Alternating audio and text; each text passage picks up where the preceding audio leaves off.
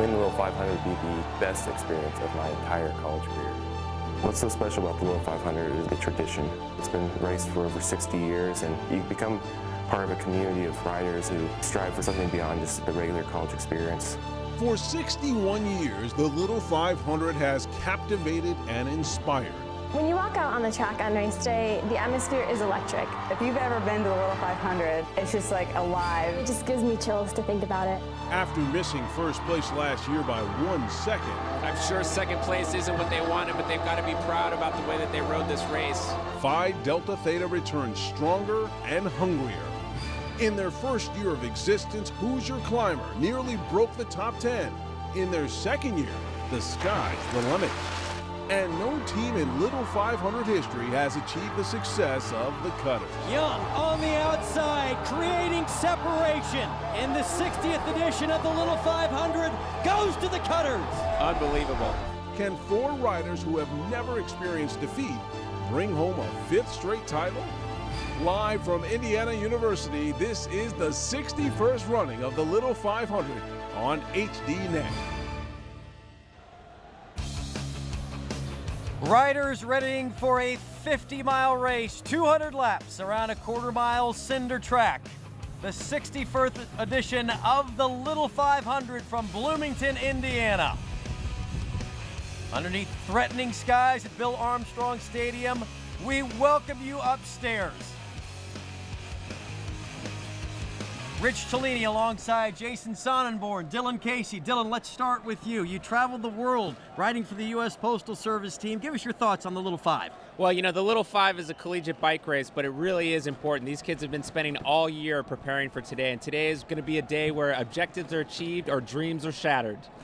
Weather, will it have a factor in today's race? Absolutely, and in fact, the teams have been preparing. You know, you could see some raindrops on the monitor. The tops on the convertibles are going up. There's going to be a headwind. It's going to be really cold and potentially some rain. It's going to have a big impact on the race. All right, let's turn our attention to the mayor of Bloomington for this weekend. Anyway, Jason Sonnenborn, a proud IU alum, a 2-time All-Star rider in this event. This race is more than just the pinnacle of the world's greatest college weekend. It really is. It's been called the world's greatest college weekend, but to us, it's about cycling. It's about tradition. It's scholarships for working students. We've raised over $1 million for scholarships for those working students. The race is also put on entirely by volunteers, student volunteers, out there doing very hard work just to make this race happen. Here's more on the history of the Little 500. In 1951, Howdy Wilcox, the newly appointed executive director of the IU Foundation, was looking for a way to bring the campus together and generate money for scholarships. That spring, he stumbled on an impromptu bike race between 2 dorms. The spectacle gave him an idea. Why not stage a bike relay race modeled after the Indy 500? In May of 1951, the Little 500 was born. The South Hall Buccaneers earned the distinction of winning the very first running. Since that first race, the idea has remained constant. 33 teams, 200 laps, identical bikes, all on a cinder track. In 1955, the women got their own race of sorts. It was a tricycle race called the Mini 500. Ladies sported the trikes until 1988, when they got their own Little 5 race. 61 years ago, Howdy Wilcox never could have imagined how many lives his idea would touch. Since that day, more than $1.5 million has been awarded in the form of scholarships.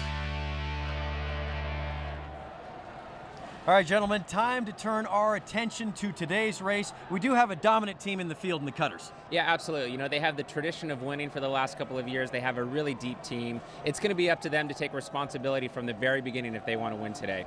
However, Jay, it's not just a one-horse race.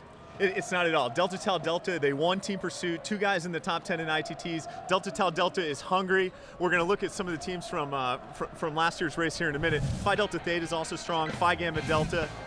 And here's some highlights from last year. What Eric Young did for the Cutters in their 11th victory was unprecedented. He took it on the back stretch, and it was really home free here on the front stretch. You'll see him salute Jay Paulsgrove, our 1988 champ, hands up off the bars, number 11 for the Cutters. When it comes down to a sprint, nobody's better than EY. He's tough to beat in a sprint. There are some teams that want to beat them throughout the race. Sigma Chi, Phi Delta Theta, Delta Tau Delta, look for those teams to contend. Well, while everything has gone perfect on the track for the Cutters, it always hasn't been so smooth. So we take a look at some of the other teams to watch. Good example, Sigma Chi's 4 deep, really strong challenger today. Phi Gamma Delta starting in our last row. Look for them to win the Dixie Highway Award, team that moves up from farthest up during the race, starting position to ending position. Absolutely. Well, the Cutters have won 4 straight, something nobody in the history of the Little Five has done before. It's gone perfect for them on the track. It hasn't been so smooth off the track. They had a really close call this fall. Young on the outside, creating separation. In the 60th edition of the Little 500, goes to the Cutters. Unbelievable. 1 year ago, the Cutters wrote history, becoming the first team to ever win the Little 500 4 consecutive years. How do you keep doing this year after year? It was full focus on the race, and the guys, never let adversity get in their way.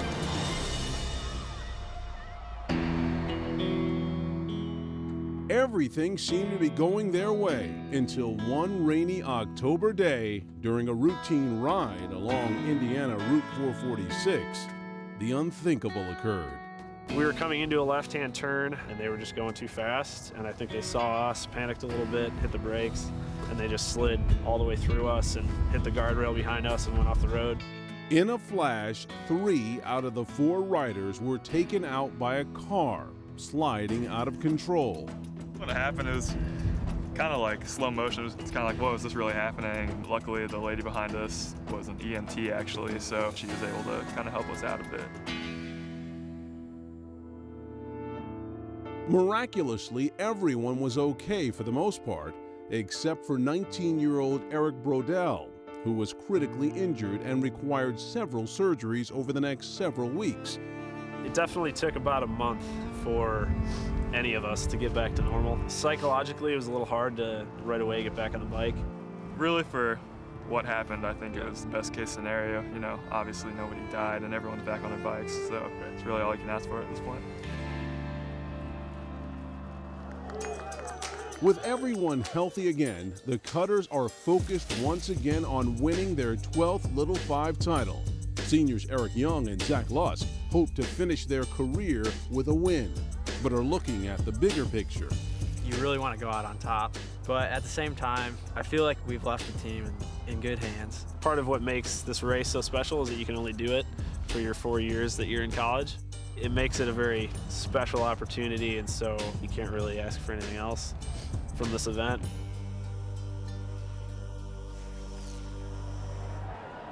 Dylan, what's the psychology of the rest of the field? Cutters have been a cut above the last 4 years, but they're not just going to give them the race, are they? No, absolutely not. And in fact, the other teams are going to have to really make this race hard from the beginning, because otherwise Cutters is just going to follow the wheels and wait for the finish. So it's really going to be up to them to make this race hard. Jay, I know a team you like who thinks you can maybe able to put a little pressure on the Cutters, Phi Delta. It's really the fraternities against the independent team today. Really, and the fraternities are hungry. You've got Sigma Chi, you've got Delta Tau Delta, you've also got Phi Delta Theta. They've overcome a little adversity themselves. Chris West is riding with a broken wrist, so he's overcoming adversity. Steve Sharp finishing 6th in ITTs. But look for Phi Delta Theta to look for their 4th win today. They've already won 3 in this race. Yeah, they're certainly getting a lot of attention, and here are Phi Delta. Because of their team balance, Phi Delta Theta has always been one of the strongest Greek teams in the Little 500. I think we work really well as a team, and I think that's something that's really important. We each push each other harder, and we take off each other's strengths, so overall we become a really deep team. Our strength is our depth. A lot of teams have maybe 3, 4, 5 guys that'll go out on training rides. But with our team, when we go down to Florida to train over winter break, we took 10 guys, and it's like riding with your own mini Peloton. Well, I think other places will have one really good guy, and they would just work to fill the gaps. Here, we all ride year round, and it's a passion as well as, an event to compete in. But being the best Greek team isn't enough for Phi Delta. After finishing 2nd behind the Cutters last year, they know that all eyes will be on them. We'll definitely be a team that other teams are looking at to see what we're doing on race day, see when we're exchanging, when we're doing burnouts, when we're going to the front of the pack. People will definitely be watching us.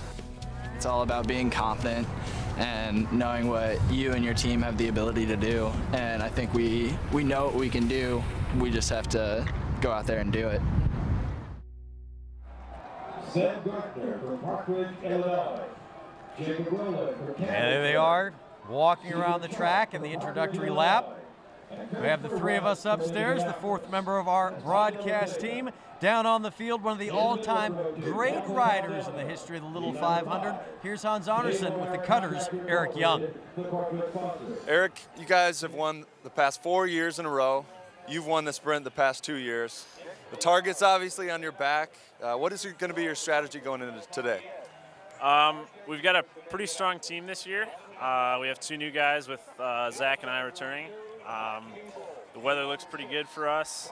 We're pretty excited about it. It's not too nice. There's a pretty good little headwind on it on the backstretch, so that'll be nice. Hopefully it'll make the race hard.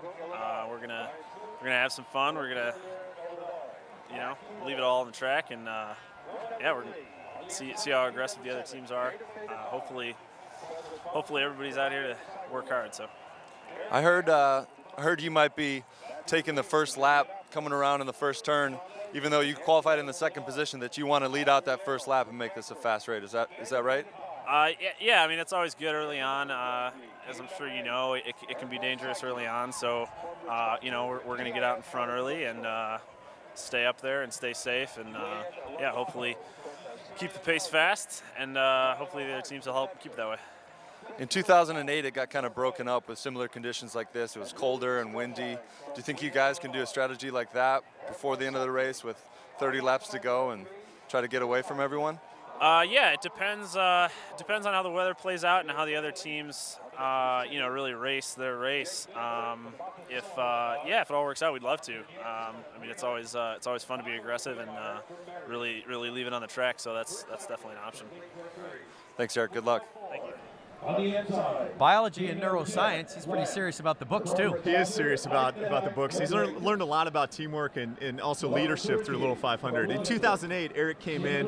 He was the 5th man on the team. He wasn't even able to ride. He was a Category 5 road cyclist, never ridden before. Now he's leading a team that's won the last 4 years in a row, and he's been on the bike the last 2 of those. So he's really come a long way. See him kind of leading the team and helping out those younger riders right now. Well, and with that, they certainly become the team with the mark on their back. The Cutters prohibitive favorites, but there's 32 other teams trying to capture the 61st running of the Little 500. Back to Bloomington with more.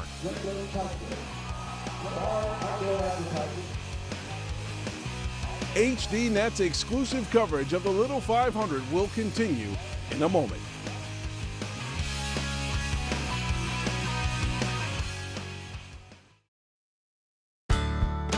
The Indiana University Student Foundation would like to thank the following sponsors for their support of the Little 500 and the IUSF's mission of providing scholarships and leadership opportunities for Indiana University students.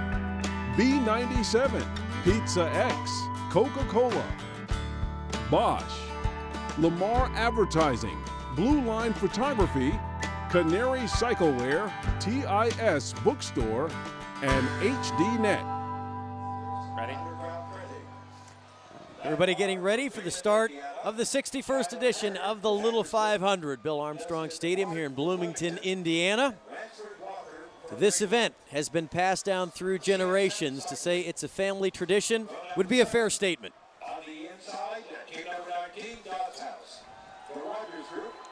All Little 500 riders face a tremendous amount of pressure, but because of their family history, no riders feel the type of pressure that Sean and Lindsay Ziemba do.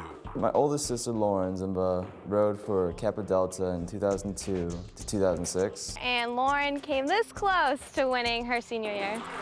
Here comes Ziemba for Kappa Delta on the outside and Sapp on the inside. Can Ziemba come around? Oh! Kappa has won the women's Little 5. My brother, Steve Ziemba, rode for Alpha Tau Omega 2006 to 2009. Steve got first place his freshman year. The crowd just stormed onto the field. It was just like surreal. I was in the crowd's front row with my family watching, and it was absolutely amazing. The crowds, the weather, the race, everything was just it pretty much blew my mind. I was like, wow, I really want to do this now. I wanted to be out there. I couldn't wait to go to college and come here and do it myself. I've always wanted to race in the Little 500. I've been dreaming about it all through high school, all through middle school, and now my time has finally come. I am currently a freshman rookie rider of Team Emanon, my first race. My team, Emanon, is looking very strong this year. We put up some pretty impressive times and sprints, and I believe we are a top contender for this year. Don't faint like I did. Currently, my sister is a junior of Kappa Delta. She's the captain, and the best they place is at 3rd place. Though they all root for each other, the pressure to match their older siblings' accomplishments is very high. It's such a big deal to me because everyone in my family has had great success in this race, and so I feel like I need to have great success. It's kind of like a sibling competitiveness. Under my brother, he's pretty much one of my idols. Winning his rookie year, he won Rookie Rider, he won 1st place. I realized how much pressure and how much training it actually takes to be in this race, that it's much more intense than I thought it would actually be. This is such a huge event in my life, and it's been a huge event in all my brothers and sisters' lives, that it's such a big, the greatest college weekend, that they come down and watch me race against 33 other teams. It's the coolest thing I've ever seen. Well, certainly a family affair for a variety of riders in races past and in today's race, so you can count on a couple things. One, that you'll have a lineage throughout families in this race, and 2, that there may be a spill or 2 throughout today's race. Yeah, the wrecks make for an excitement, and let's cross our fingers that that's not what decides it today. Folks at home, you're gonna see a lot of excitement, and one of those, we put together a little package coming up next of some crashes we've seen in past years.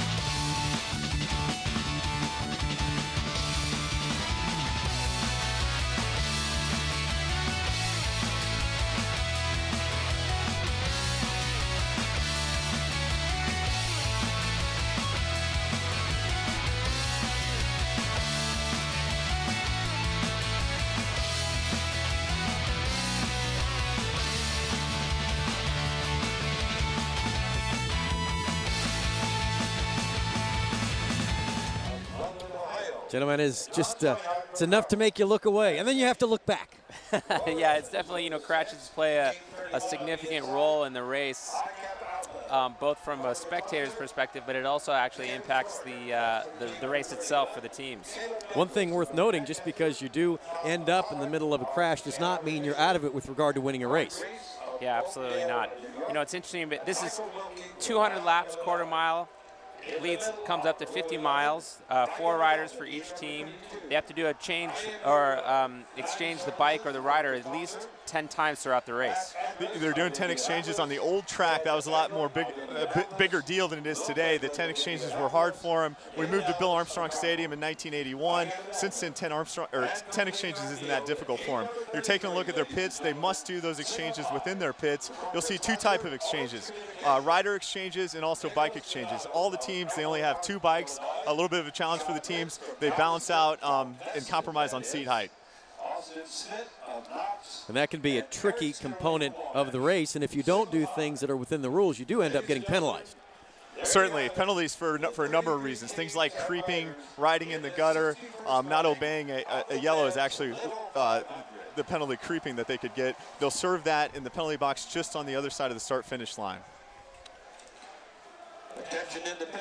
I asked the question. I don't believe we have any key pre-race penalties coming in. So everybody, did their work preseason and was at the track doing their training sessions.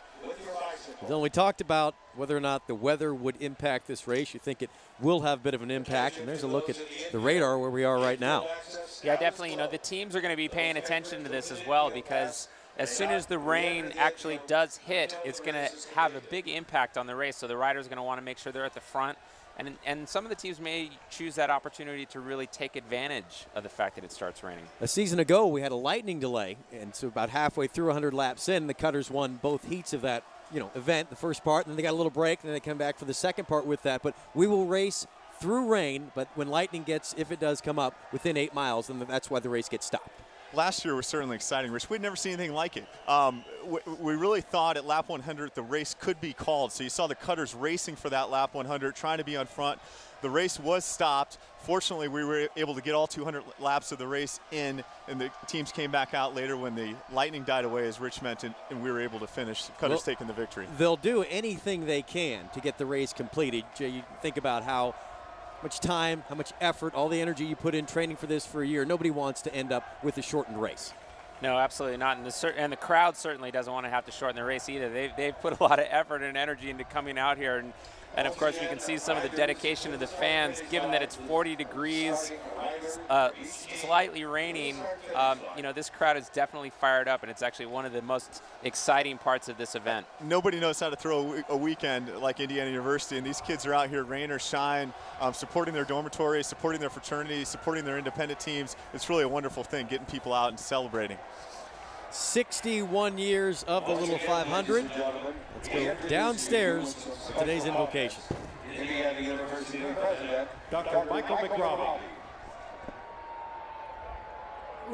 Ladies and gentlemen, yesterday, Indiana University and the state of Indiana lost one of its greatest friends and greatest supporters with the death of Bill Cook. He was a magnificent supporter of Indiana University and incredibly generous to thousands and thousands of people in this state. Many of the riders today are wearing black armbands to commemorate Bill's passing. I ask if people can stand to observe a moment's silence for the late Bill Cook.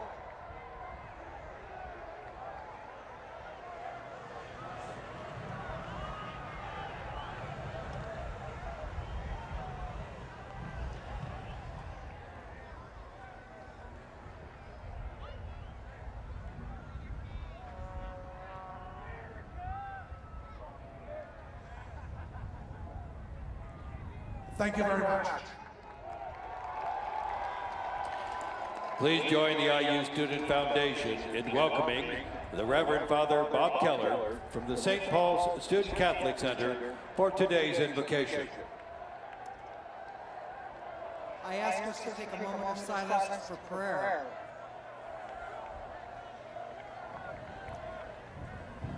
We are given the breath of life. It does not come on our own. We are grateful for that breath, and we praise you for our strength. At this time, O Holy One, we ask you to calm the nerves of those who are preparing for this task. Keep them focused. And although they have the strength of body and of alloy and rubber in those bicycles, it is the strength of heart that will take them through this quest. May each one here show the honor of a true competitor in their perseverance, in their sportsmanlike conduct with one another, and in the joy of the pursuit of excellence. Each team will add to the legacy of this Little 500.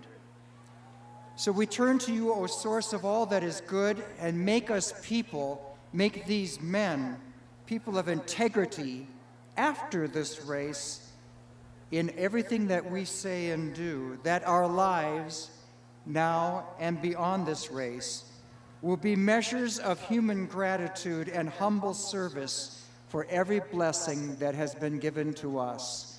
In your name we pray. Amen. Presenting your colors today, the Pershing Rifles Color Guard from Indiana University's ROTC program.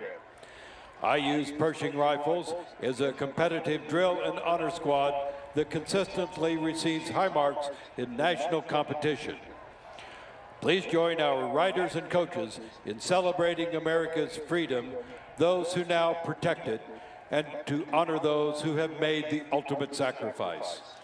It's our privilege to introduce to you Casey Jamerson. Casey is a Nashville recording artist and Indiana University alumnus. Please rise, remove your caps and hats as Casey Jamerson presents our national anthem.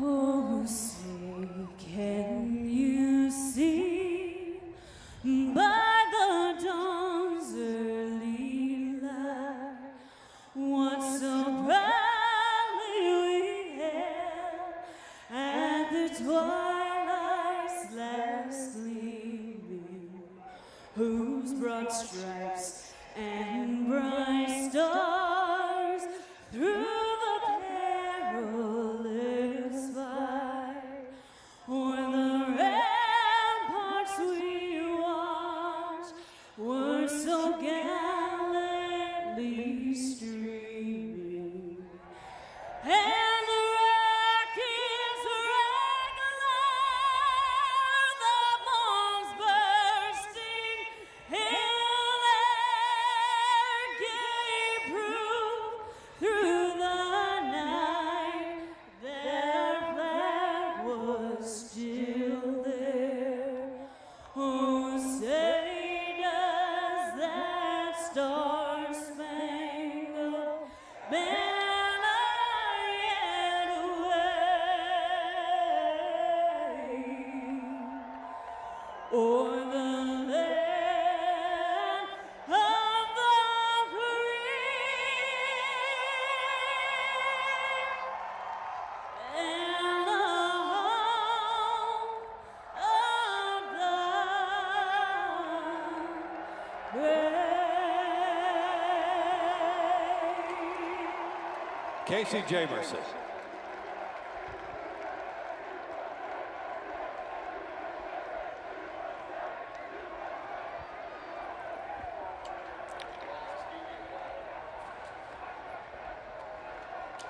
With the riders coming onto the track to their bicycles and assuming the starting grid, we get ready for racing. We present next Indiana University's nationally acclaimed a cappella men's group, Straight No Chaser, back home again in Indiana.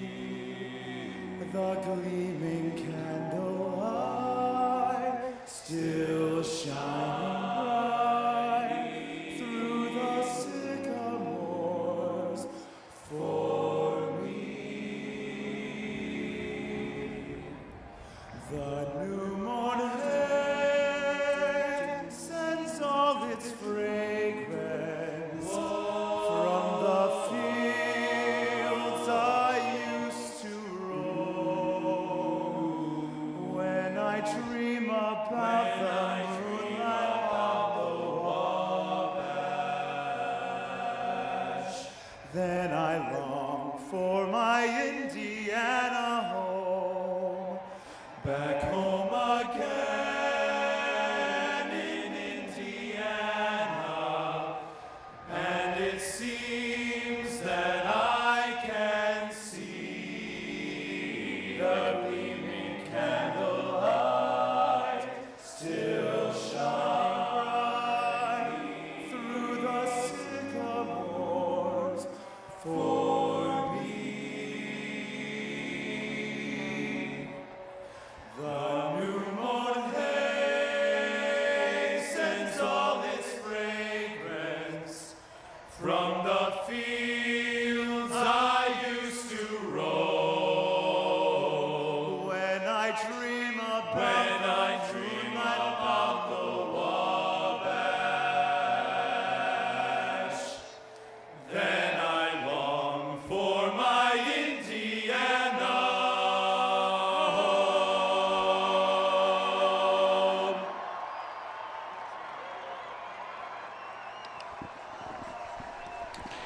If you are in the infield and not wearing official credentials as a participant or official, please move to the stands or spectator areas.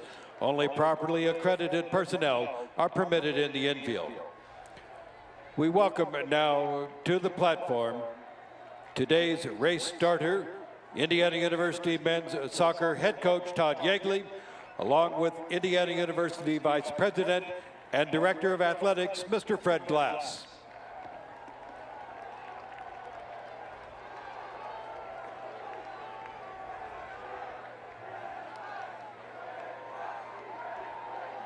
Gentlemen, ride smart, keep your head up, good luck, and Godspeed.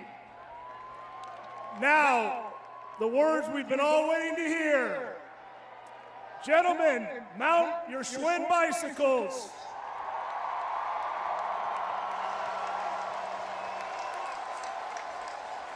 And with that, we are approaching time to race, the 61st edition of the Little 500. Back with the start of the race after this timeout.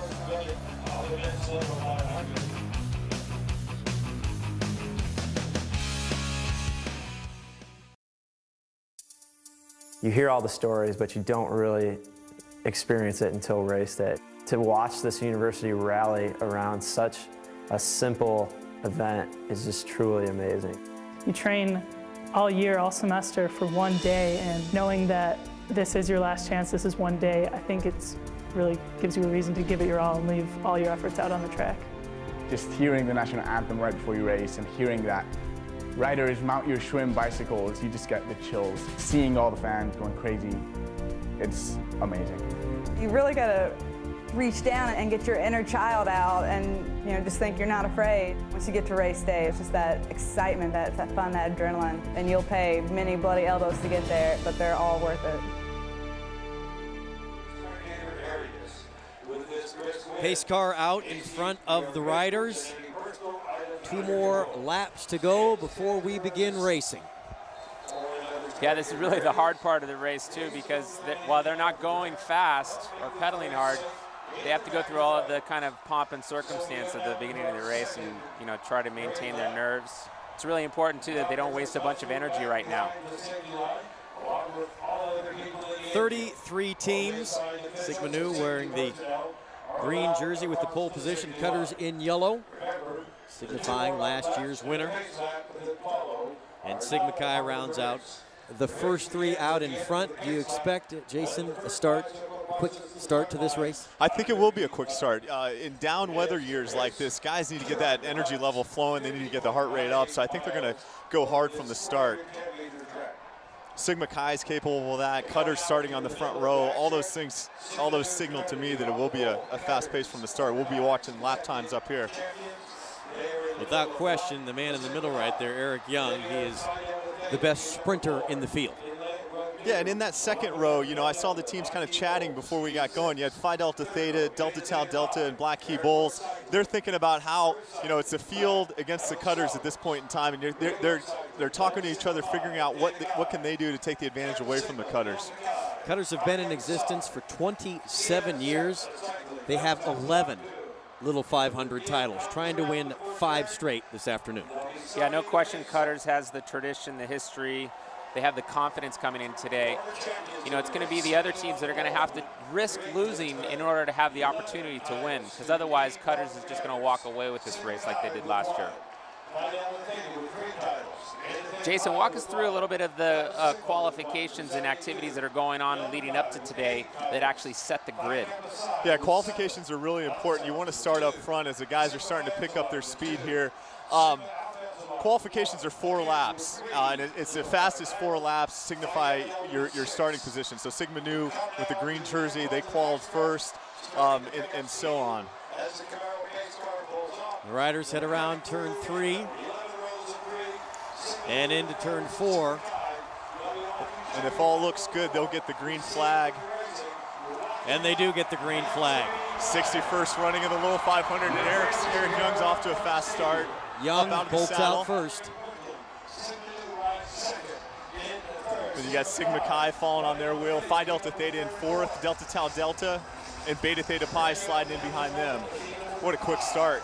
Yeah, and you can see the riders from the teams in the back trying to come up on the outside to gain a couple of positions. It's really crucial right now to get a good position to avoid the early race crash. You see a lot of that, and especially with the weather conditions, the wind's going to cause a bunch up on the back stretches. They're absolutely hauling here. We're going to get a lap time on this lap. Yeah, so Eric's, you know, okay, I set the first lap. Now he's going to let some of the other teams, but he'll dive right back in the top 3. Joel Newman from Sigma Nu, now at the front of the pack. Sigma Nu with a couple race victories.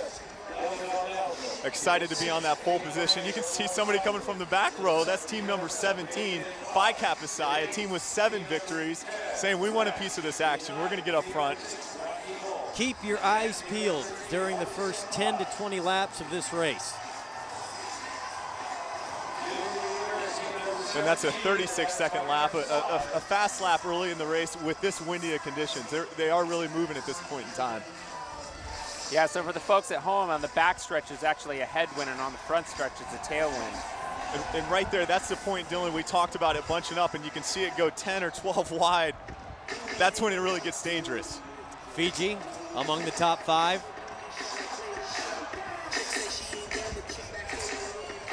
They are in a tight pack. Sigma Nu and Joel Newman had the lead. Now they'll give it up. Sigma Chi.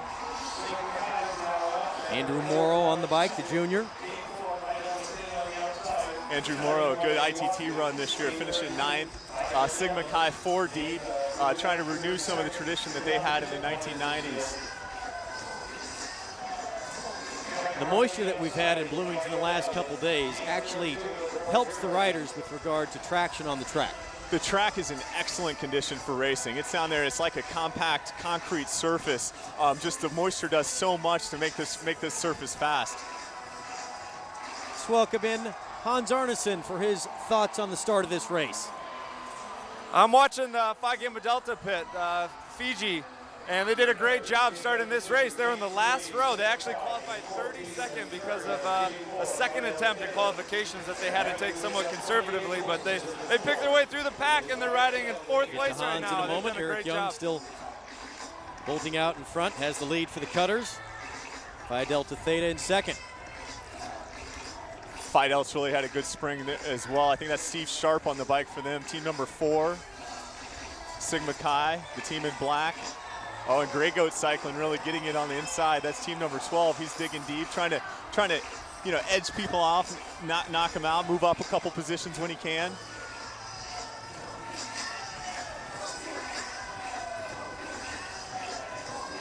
Everybody looks good, and we haven't seen a wreck so far. Very safe race to start it out. And now a block of riders from the back of the pack making a move around the outside. An interesting dynamic that's happening right now because of the pace. It's early in the race. If you're not moving forward, you're moving backwards. So what you're going to see is that riders are continually jockeying for position, continually trying to come up on the outside and advance to a couple of positions to stay up at the front of the race. And of course, there we have our first crash. Luckily, only one team went down there. Dylan, you're absolutely right. Either you're picking them off on the inside, when you're coming around the outside, a little bit of geometry. It's not the shortest distance to the point, right? So it's a little bit longer. Let's look at that wreck again. Yeah, it looks like he overlapped wheels and was starting to move in, and of course, you know, when the wheels get tangled up, he just fell over. But you know, nobody else went down. We didn't get a yellow flag. Starting to see a couple of teams. There we go. So folks at home and future riders, what happens is, you know, when you're behind and that front wheel rubs, that's the guy that normally goes down. So you don't want that front wheel to rub. Well, the other thing too is they don't have handbrakes to modulate their speed, right? And while they do have a coaster brake, you actually have to pedal backwards. There's a little bit of a delay there. And in that particular case, you know, he just couldn't slow down in time and crashed. You're starting to see the teams do some exchanges. See some exchanges on the back stretch. You see Black Key Bulls really stringing it out. That's Jordan Bailey on the bike for them. Sigma Chi with a tough pull through. Followed by the Cutters.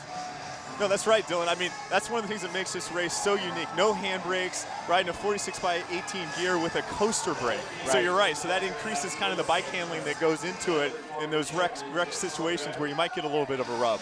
Yeah, and what's different about this relative to track cycling, which is where you use a fixed gear, is that you can actually modulate your speed a lot easier.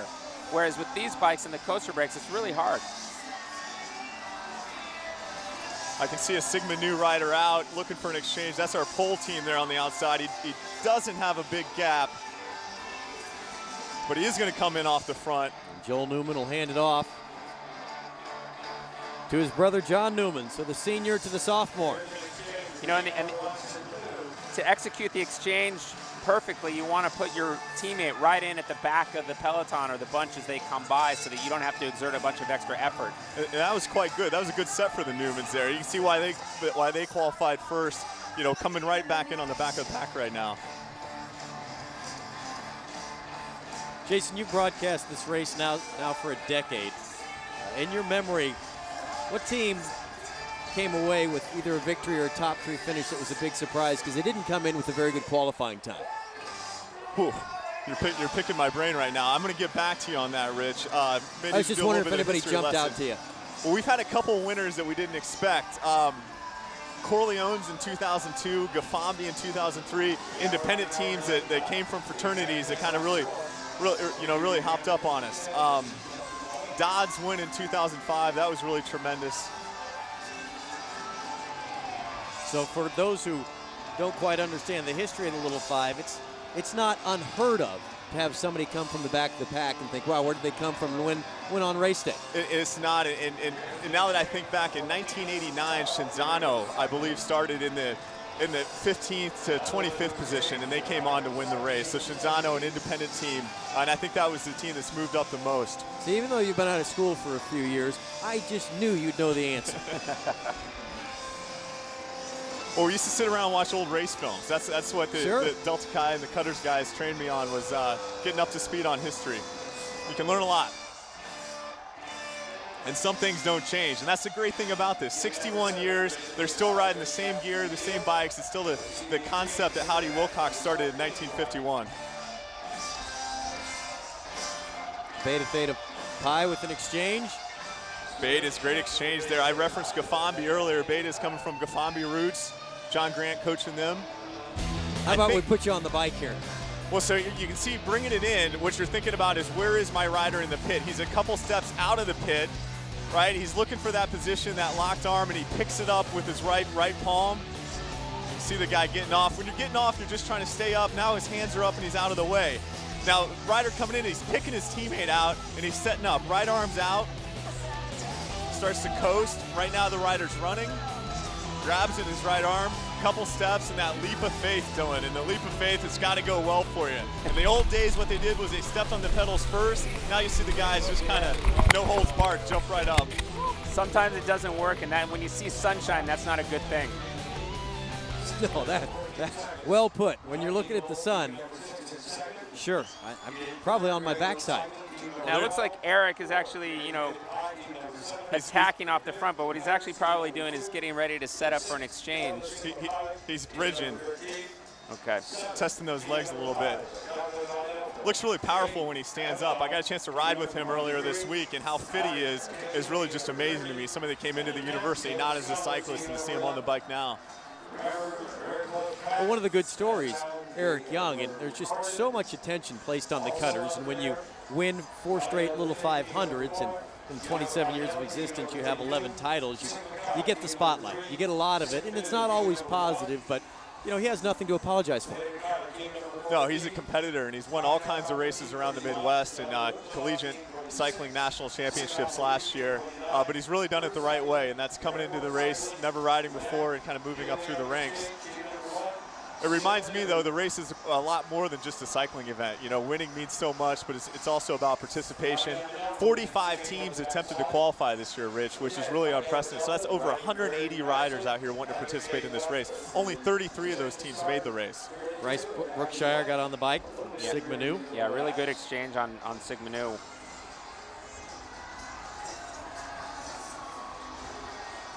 You can see Black Key Bulls, the team in gray on the outside there. I think they were pegged by Delta Chi. That's Kappa Sigma coming in for an exchange. They're in one of those early pits, and those early pits are difficult to have because you don't have a straightaway to get a gap and bring an exchange into. You're bringing an exchange out of a turn. And through the years, Jason, hasn't there been a little bit of a change in the thought process of where the best pit is? Well, there has been, and there's 2 schools of thought. Some coaches like to be close to the penalty box, which is by the start-finish line. Other coaches like to be at the end of a straightaway, which gives you a lot of room to kind of run down that straightaway and do your exchange. You see the cutters sitting right on Crew Cycling's wheel, trailed by Grey Goat Cycling. You can see some of the rest of the pack. Dylan, tell us a little bit about what you're thinking about when you're in the middle of the pack. You can see some guys trying to catch up there. What's going through their head? Well, you know, I mean, obviously, sitting in the middle, you get to save energy because you're drafting, but also you're in a really precarious situation because you don't have a lot of room to maneuver. You don't have the opportunity to chase or follow an attack. And even worse, you're really susceptible to crashes. So you have to position yourself well so that you're not using up too much energy, but that you also have the room to maneuver around. Oh, this is great. You see some of our teams starting in the same row, really punching it right now. That's Black Key Bulls. Jordan Bailey stepping off his first set. Good exchange for them as Beta Theta Pi goes ahead on the inside. They've got a little gap. Well, a great exchange by Black Key Bulls. He put his teammate back in front of the group before they even came by, so he barely had to use any energy to get back in there. Stephen Miss on the bike now for Black Key Bulls. Some teams are not exchanged yet, but we're about to see one of those. Yeah, things are getting really exciting as multiple teams are doing exchanges and actually hitting each other. No, we have another crash. Oh, and you can see some wreckage. And here you just got to grab that bike, get up and go. If the bike's rideable, you've got to go off as you see somebody unfortunately injured. Rider's still down near turn 3, and that'll get us a yellow flag. Great showing of camaraderie right there. That Delta Sigma Pi rider, he's not worried about his team, but he's really kind of worried about his fellow participant. Or he could be giving him some feedback. Or he could be. I think it's... Caution flag out. Jungle Express injured rider. Dustin Malloy, senior legal studies major from Indianapolis. See if we can see what happened. Yeah, you could see he overlapped wheels and just wasn't able to slow down. And it just creates a chain reaction from there. Dustin being tended to. Unfortunately, the most common injury from bike race crashes are broken collarbones. I have a couple of myself. I've got one from mountain biking. They stay with you for life. Yeah, unfortunately, it's when the riders crash or when you crash, you tend to land on your shoulder, and that's the first thing that goes.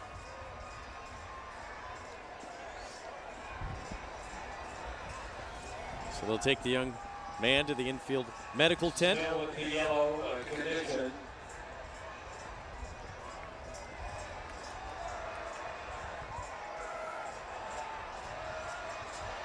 So with the yellow flag out, one of the key things that all the officials keep track of, the fact that you can't advance under a yellow. That's right. And the leaders set the position right now. So you can see Beta Theta Pi is on the lead. They're not allowed to move up at this point, and so every other team out there will not increase their position to Beta Theta Pi, the team in pink. Yeah, that's right, Jason. You mentioned earlier that you can get a penalty for creeping, and that's what happens if you actually try to creep up into that gap while there's a yellow. We're starting to see some rain come down. That's going to have an impact. Beta Theta Pi really riding aggressively right now. What you're looking at home is the kind of pack fodder trying to catch up to Beta Theta Pi, but they're just drilling it from the front. Heads down. Teams are forced to chase. Well, and this is what I mean. The other teams are really going to have to put it to the cutters. Otherwise, they're not going to have the opportunity. So then they have to do it early. They can't wait too late. Beta Theta Pi with an exchange. Cutters still have yet to exchange. Andrew Ramis on the bike for Beta Theta Pi.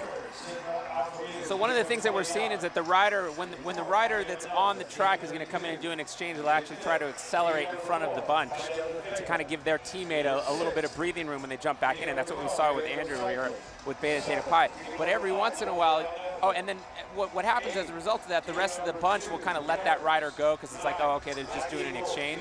But every once in a while, you'll see them do a fakie where they'll leap in front of the bunch to try to pretend like they're going to do an exchange, but then actually really drill it.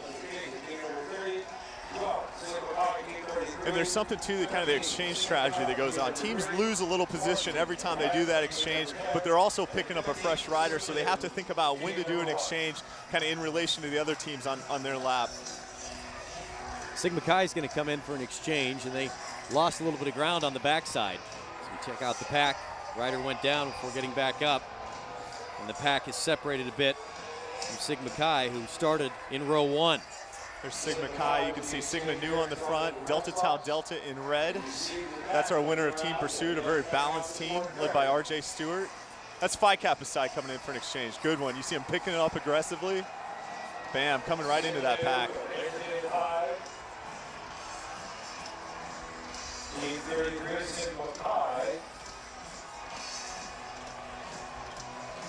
Sigma Nu, cutters in yellow. See a man all over his bike, getting some on the back stretch. A little touch, and that's a bike exchange. So they're different seat heights, and that's why you see them not sharing a bike.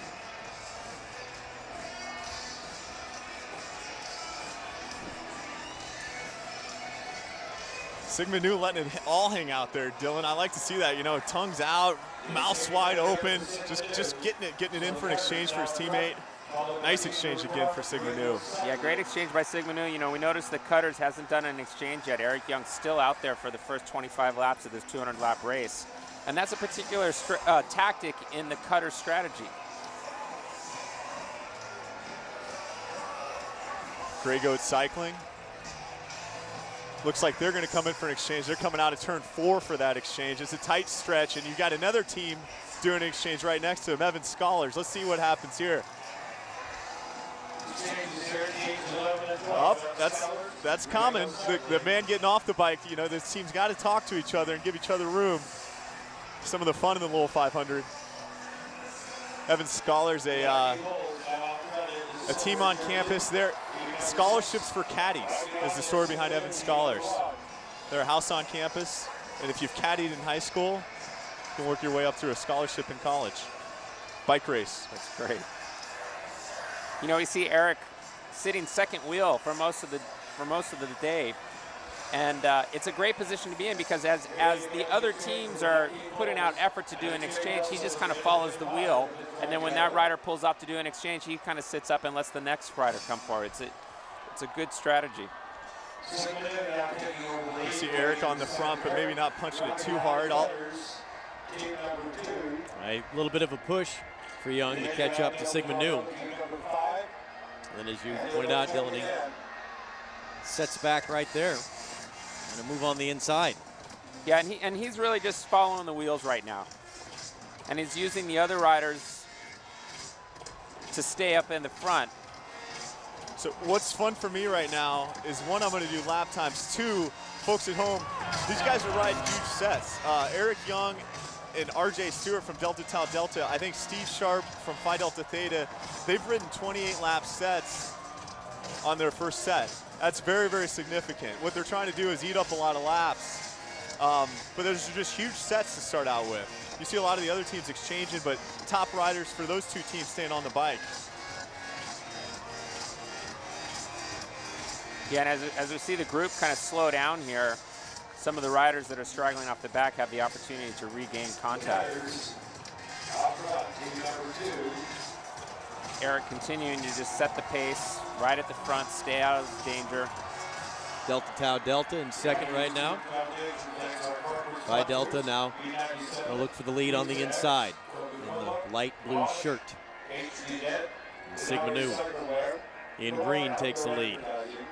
Lap time's a little bit slower there. That was a 42-second lap. You saw Eric kind of slow down a little bit. I think he was thinking about the right time to do an exchange. Let's see if the Cutters put somebody out. They do. They do. They have Hank Lusk in the pit, and you see the Delts trying to mark Eric.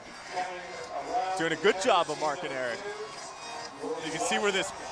They're also going to do an exchange.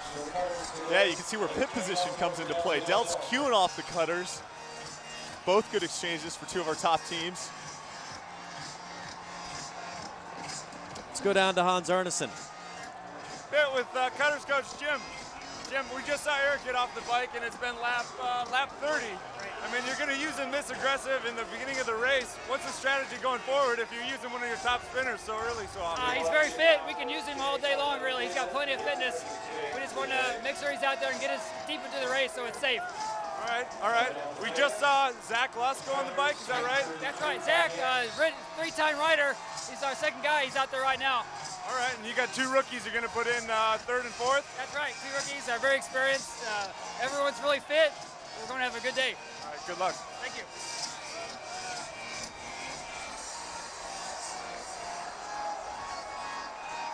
You can see Zach Lusk, known as Hank, on the bike for the Cutters. He's got 2 championships under his belt, but he's still hungry. I tell you what, he's been the 3 or 4 rider for the Cutters the last 2 years. Now he's up to 2. He told me earlier this week he's hungry. He feels like he has something to prove in this race. Well, he certainly gets some bonus points for style of the shoes. Oh, and you saw, we didn't get that, but Sigma Nu actually went down on their exchange. Sigma Nu with the box exchange, but the pace isn't too fast, so they should be able to catch on. Sigma Nu on the back stretch as we kind of... Yeah, here at Sigma Nu on the left side of the screen, right here trying to make an exchange.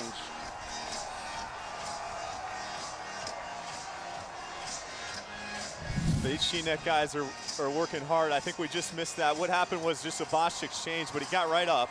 You can see Sigma Nu getting back onto the back of that pack.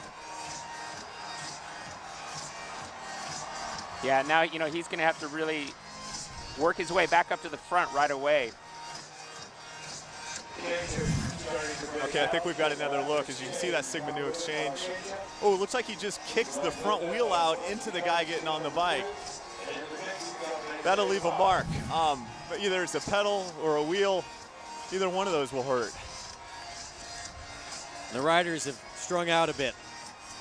You know, on a day like this, it's really important that the riders stay warm and loose, and that's why they'll have the bikes in the pits that they can ride on in between sets. You see the mist on the camera lens.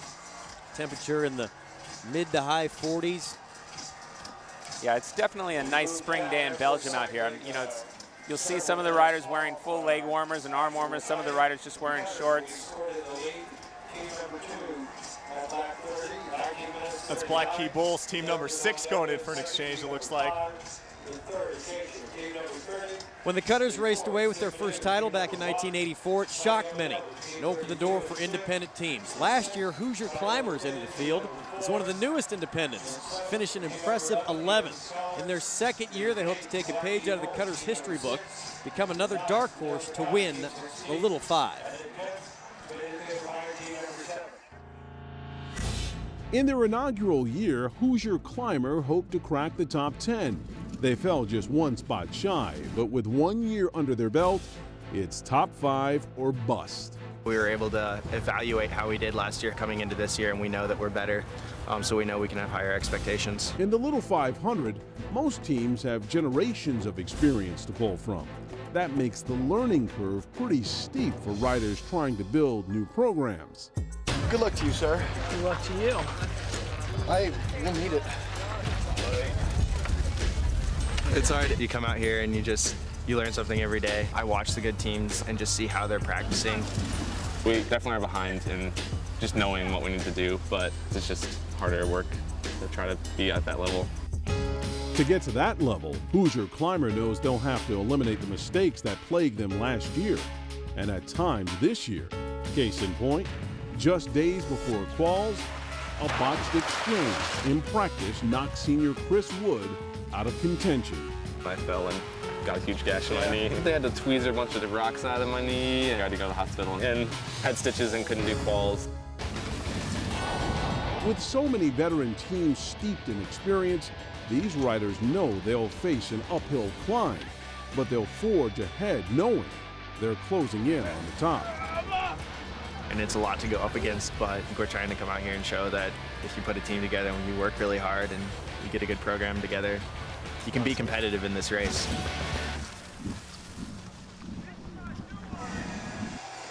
And a look at the roster for Hoosier Climber.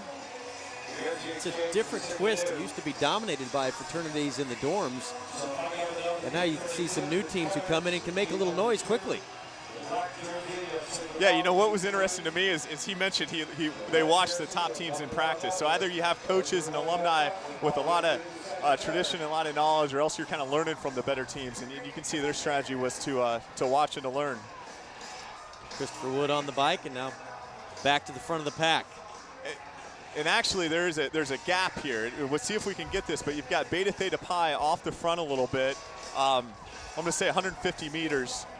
Team in pink crossing the start-finish line, and the pack's closing on them. But Beta, interesting strategy. I've noticed they're riding 5-6 lap sets versus 25 lap set that the Cutters rode. Short sets and really staying off the front and staying aggressive. See, this is the point in the race where the other team should really make the Cutters chase, right? There's a rider off the front. They should all sit up and be like, you know what? This is your race. If you want to win it, you have to do all the work. We're just going to sit back. They basically have to bluff a little bit. And they just caught that, and Lusk has come on the front, and what he's trying to do is close that gap right now. And then as soon as they close that gap, one of the other riders needs to attack. And they need to do that over and over and over to try to soften up the Cutters a little bit. Cutters come in for an exchange. And this is their number 3 rider, Kevin DePasse.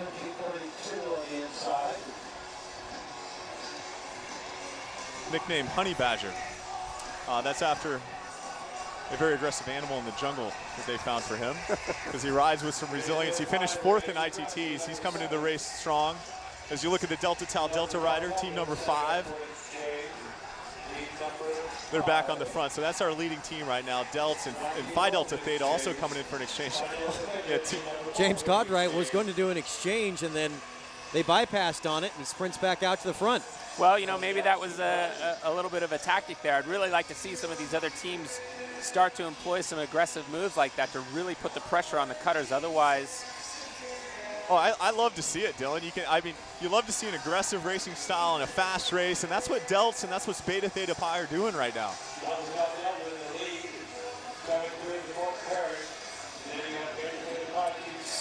I got to imagine that some of the other teams and coaches were maybe talking about a collusion in the days leading up to today's race, given the dominance of the Cutters. Well, the 4 straight that they're sitting on right now had never been done before. That's right. No, it really hadn't. The 3 by Delta Chi, 1979, 80, and 81 was our record to date. And now you have a team working for 5. The team known as the Cutters. Lap 43 of 200. So we see Sigma Nu coming off the front there, coming in to do an exchange. Sigma Nu still riding very aggressively and well. You saw a Bosch exchange earlier, but that hasn't phased them. They're getting their gaps, they're riding strong sets and riding on the front. There's our Delts rider. Looks like he's got to chase a little bit. Sigma Chi on the front, Cutters following. Air Force Men in 3rd. Grey Goat Cycling up there. Grey Goat Cycling team number 12. Been strong the last 5 years of the race. Another independent team. Independent teams, not just the Cutters, they've made noise in recent years. Yeah, they really have, Rich. It's been a shift in tradition here. Independent teams are much stronger in the race today than they were in the 1960s, 1970s. Sigma Chi with the exchange. We're going to take a quick break from the 61st edition of the Little 500, part of the world's greatest college weekend here at Indiana University. Back to more racing after this timeout. Here was the review of flag used to control the race. That's the green flag. We're racing here. Decided to pick up some.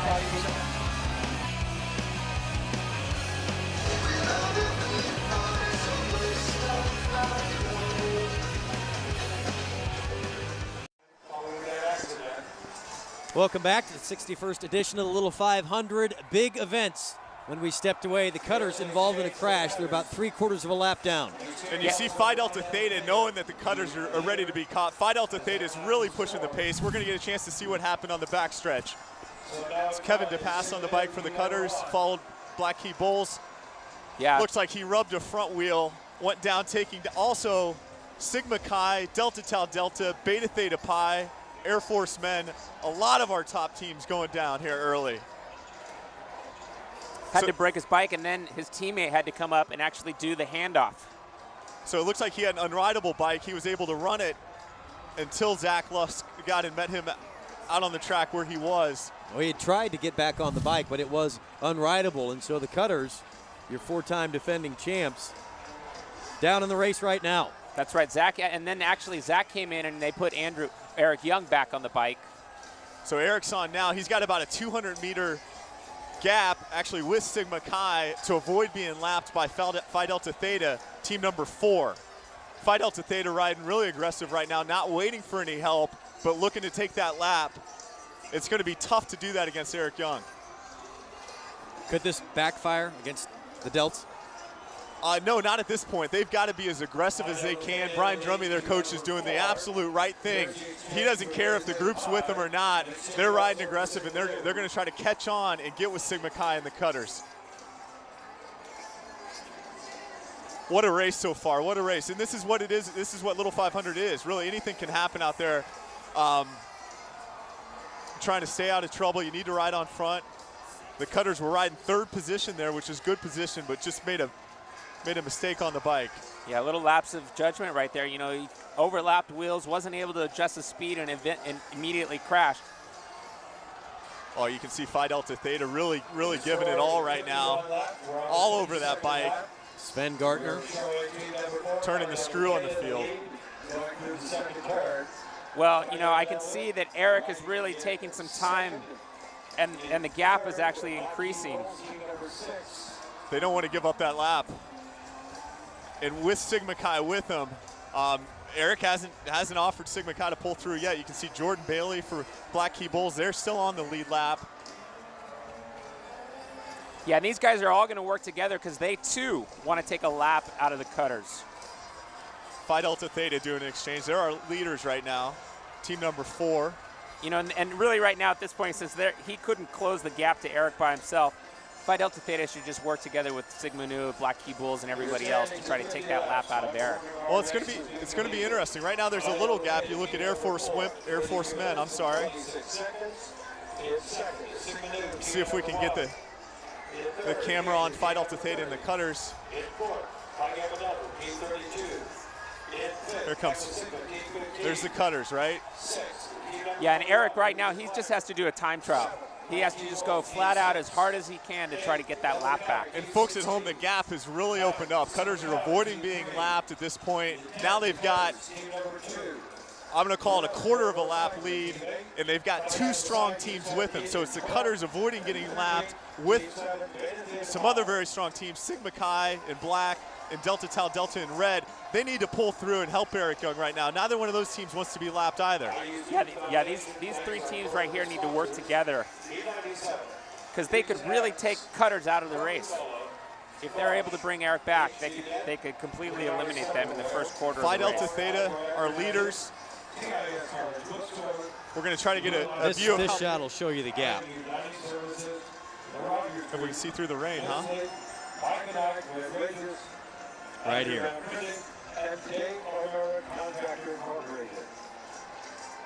So folks at home, he's opening it up to a 1/4 Quarter lap now. They're down. Being lapped. They're down 3/4 of a lap. Well, that's, and I'm speaking in terms of avoiding being lapped. Right. But they are down 3/4 of a lap. Sigma Chi, Delta Tau Delta, Gray Goat, the Cutters. Phi Delta Theta is your leader. Black Key Bulls, Air Force. I don't understand why these guys aren't working together. Phi Delta are doing all the work here. They're not quite strong enough. They're not quite strong enough to pull through. So Phi Delta's staying on the front. Well, that was my question earlier about whether or not this could backfire, because if you go and you sell it all out, we're still just over a quarter of the way through this race, and we've seen the Cutters get caught up in the wash before and come back and win a race that if you shoot all your bullets early and you don't end up lapping them and getting that lead that would be insurmountable, you can be in trouble. We got a long way to go in this race. Yeah, but this is really their best shot to take Cutters out of the race. Otherwise, they're back to where they started. I mean, they have to be willing to lose in order to win this race. For Phi Delta Theta Sigma Chi, it's what they dreamed of. It couldn't be any better, right? The Cutters have to chase right now, and they're letting it all hang out. Phi Delta Theta has an aggressive tradition, winning kind of aggressively in 1996, also winning in 2001. See if he can get some help from the Black Key Bulls rider Jordan Bailey there. It looks like he will. Yeah, and these guys really need to all talk to each other and say, come on guys, let's make it work right now. So if you're one of these teams, you really need to be working together. With Phi Delta Theta coming in for an exchange, Black Key following them, doing exchanges together. That's a good strategy. That's a start if you're trying to take a lap. Yep. Work together, do those exchanges together. Christopher West back on the bike for Phi Delta Theta. Gartner off after a nice turn. That's right, and they're pumped up because they know how important this opportunity is.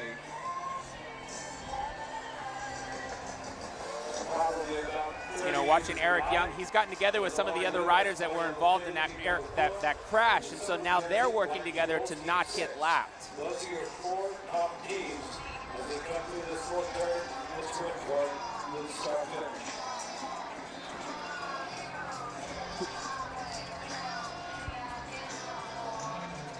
Oh, you just see brutal conditions, Belgium-like conditions, as Dylan would say. Yeah, the weather is continuing to get worse and worse. It's windy, it's raining, the temperature is dropping.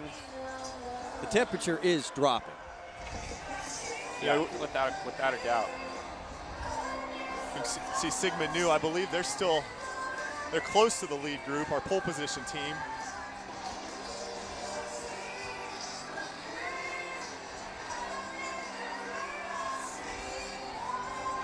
I take that back. Sigma Nu is about a half lap down. The leaders are Phi Delta Theta, Black Key Bulls, Air Force Men in blue. On the inside, Phi Gamma Delta.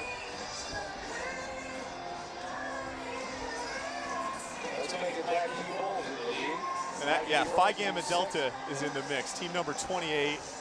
I think we'll do a check and determine whether these teams with lower starting positions are on the lead lap. You can see team number 32. That is Phi Gamma Delta. So they're one of our leaders, one of our 4. Starting in the last row and now leading the race. It's amazing. Well, it just goes to show you how one event can completely have a significant impact on the race. This year's Little 500 events are more sustainable than ever. A hybrid race car, 60 laps into the race, and the group is completely shattered. There's people all over the track right now. We saw it yesterday in the women's race. One pileup really can break the whole pack apart. Yeah, it's quite a race right now. It really is. You can see Phi Delta Theta coming in for an exchange. They're still 3/4 of a lap lead up on the chasing group. They're with 3 others. I think that's Chris West getting off the bike for Phi Delta Theta. As Black Key Bulls go by, that's our leader on the track, team number 6. But what's going on behind them right now is Eric Young still on the bike for the Cutters, and he's together with Delta Tau Delta, Sigma Chi, and they're eating up laps, really avoiding being lapped, holding on to that 3/4 lap deficit that they do have as Black Key comes in for an exchange. An exchange for Black Key Bulls. Acacia on the lead lap as well. That's good to hear. Acacia, another team with a strong tradition.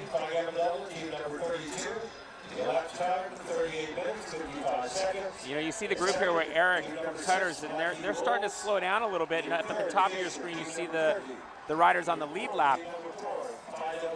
They are picking up the pace. Yeah, and you know, the Cutters really can't sit around and wait. They're going to have to figure out a way to get that lap back, because they're about to get lapped. Yeah, the pace has slowed a little bit. Folks at home, I've gotten word of who are our leaders. Again, Black Key Bulls, Phi Delta Theta, we know that, but a couple others, Phi Gamma Delta, team number 32, and Acacia, team number 30.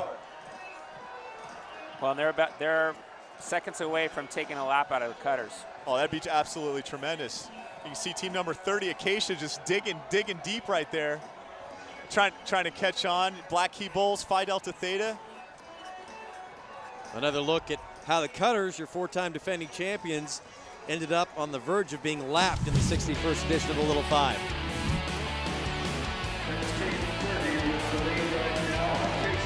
Yeah, you can see it just overlapped at the worst time.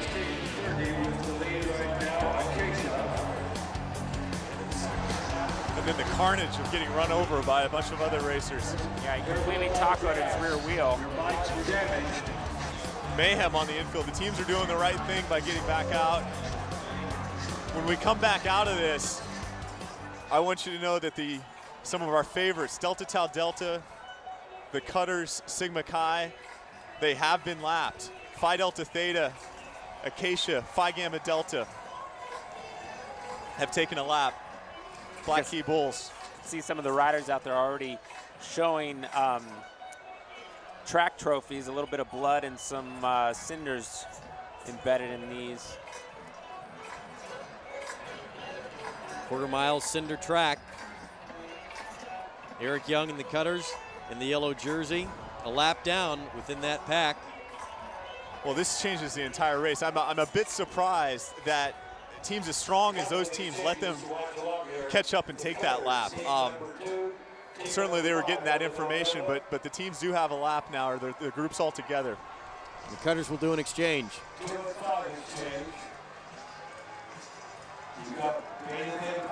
Yes, the Cutters a lap down now. They're really going to have to try to pull it together. They still have the opportunity to maybe take a lap back. You never know, but it's really shocking to see how that one crash, that one lapse in judgment and concentration completely took them out of the race. Phi Delta in light blue, Fiji among the leader group. Here's the exchange for Sigma Chi, the exchange for D12, Ringo Suckler. Well, this is the point in the race where things get really complicated, as we have teams that are all being lapped and trying to take laps back, and other teams on different laps. Sigma Nu has been lapped in the green jersey.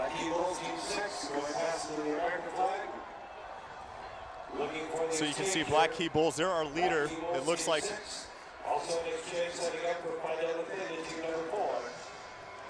coming in for an exchange. Let's see how this works for Black Key Bulls. Phi Delta's also coming in for an exchange. Here's the exchange for Black Key Bulls. The exchange for Phi Delta Theta. Black Key Bulls, Phi Delta really took that opportunity and took full advantage of it. Yeah, that's exactly what you were talking about. Kind of seize the opportunity, seize the moment, and that's what they did. They dug deep and they got that lap that they so desperately needed. Fantastic performance, and they've won races before. Fiji's and ACAC have, so great performance on them by lapping the rest of the field. Certainly a surprise at this point in the race. Teams starting in the very last row, now on the lead. You can see the pace is kind of slowed. I think all the riders are a little bit kind of bewildered by what's happened. This wasn't scripted for anybody, but Phi Delta Theta is your leader on the outside, sitting next to the Cutters, a lap down, sitting next to Delta Tau Delta in red, a lap down. Yeah, you can see, as Chuck Crabb just said, you can kind of see the leaders sticking together. Phi Delta Theta, Acacia team number 30 behind them. Phi Gamma Delta on their wheel, team number 32. You asked me who came from the farthest back. You've got something really phenomenal today with Phi Gamma Delta moving from 32nd to top 4. Amazing. Last win in 1995 for Phi Gamma Delta with Jim Lohman. Looking to take one here in the 2000s. Well, things get really exciting now. Cutter's really going to have to make a race in order to get that lap back. Yeah, they've got to react, and you can see Kevin's got some of those cinder scars on his jersey from that wreck. Yeah, you know, we see Kevin riding on the front right now, really in a defensive position, and I think what they should be doing at this point, given that they're a lap down, is really be sitting back a couple of riders and looking for an opportunity to take a lap back. Yeah, you're absolutely right, Dylan. You know in bike racing as well as I do, you start that attack from a couple deep, 3, 4, 5 deep, and then you got to roll with it. So any of these teams that lost a lap there, that's the only way they can get it back, that aggressive kind of attack. Black Key Bulls leading the pack. Black Key Bulls, an interesting story. They were founded from another school in Indiana, Ball State. They have a race somewhat like Little 500. Very much not the same, but they brought some of that cycling to Indiana University and started a team known as the Black Key Bulls. Mike Choynacki, their coach, had some Little 500 experience for Teeter.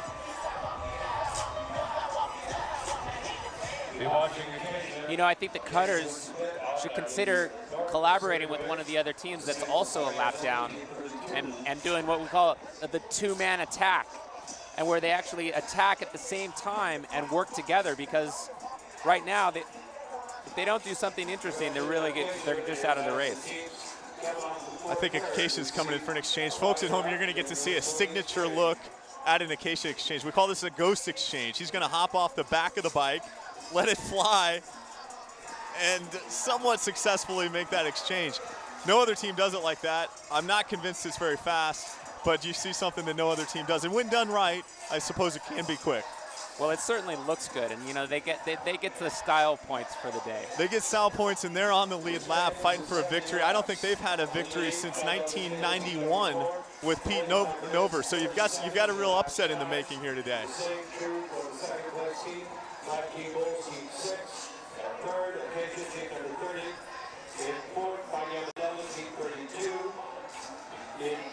So it looks like we only have 4 teams on the lead lap together right now.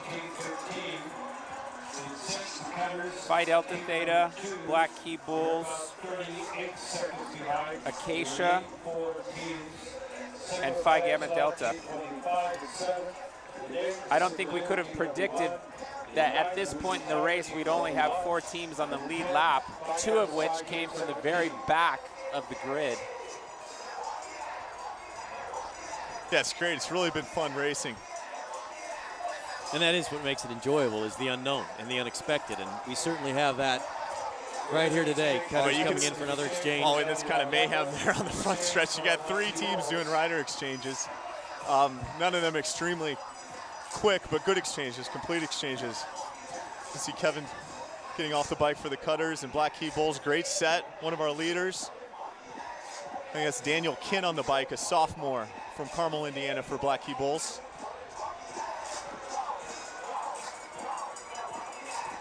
Black Key chasing a little bit. Phi Delta Theta, your leader. That's Sven Gartner on the bike for Phi Delta Theta. It's his first Little 500. Getting off to a great start. What do you remember about your first Little 5? Not really knowing what to expect. And then coming into the stadium and it's full and it all happens so fast. And we actually wrecked the first year, Rich. So finished 14th or so, and it was a long day, but it's hard not knowing what to expect. And being in this position for Phi Delta Theta is so tremendous. That's exactly where a guy like Sven, who's never ridden before, wants to be. He's enjoying that on the lead lap, staying out of trouble. Black Key Bulls, they've had some nice experience in the race. Yeah, they have. They've had a number of, I'll call it top 10s. They had a great rider, Isaac Neff, Ren J. Shea from Bloomington, They've got some cycling roots and tradition, and they've able to consistently be in the top 10 the last 5 years. Today, looking for a victory for Black Key Bulls. 77 laps in of a 200-lap race. We've got 4 teams on the lead lap. Again, don't think I could have predicted this at this point in the race. Yeah, so much has happened. I'm almost exhausted trying to figure it all out. It's what makes Little 500 fun as a spectator.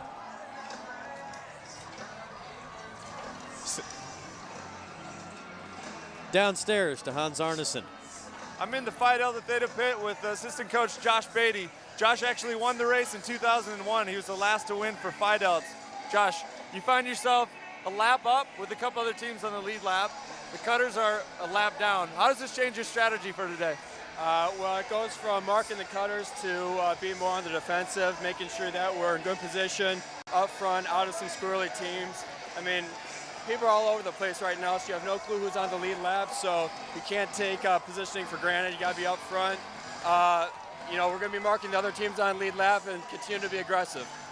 You've got one of the better sprinters in the race, and given that there's only a couple other teams on the lead lap with you right now, are you confident enough to wait for it to come down to a sprint against those teams, or do you want to still shake it up? Well, I think that we have the deepest team out here on the track, so we're going to be aggressive.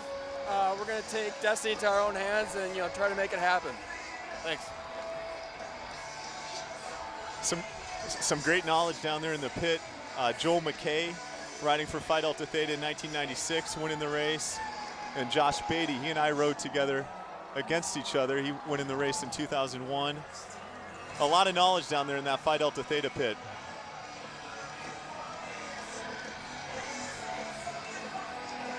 We're getting word that Black Key Bulls and Phi Delta Theta opened up a little gap on the Phi Gams. Yeah, Phi Gam and Acacia half a lap down right now. Yeah, they dropped a little bit back. And in this pack coming around right now in the light blue, Phi Delts are on the lead in the gray Black Key Bulls. Those are your 2 leaders, and Black Key will come in for an exchange. And they've got a gap on our defending champion, the Cutters, who are a lap down. Black Key Bulls doing an exchange.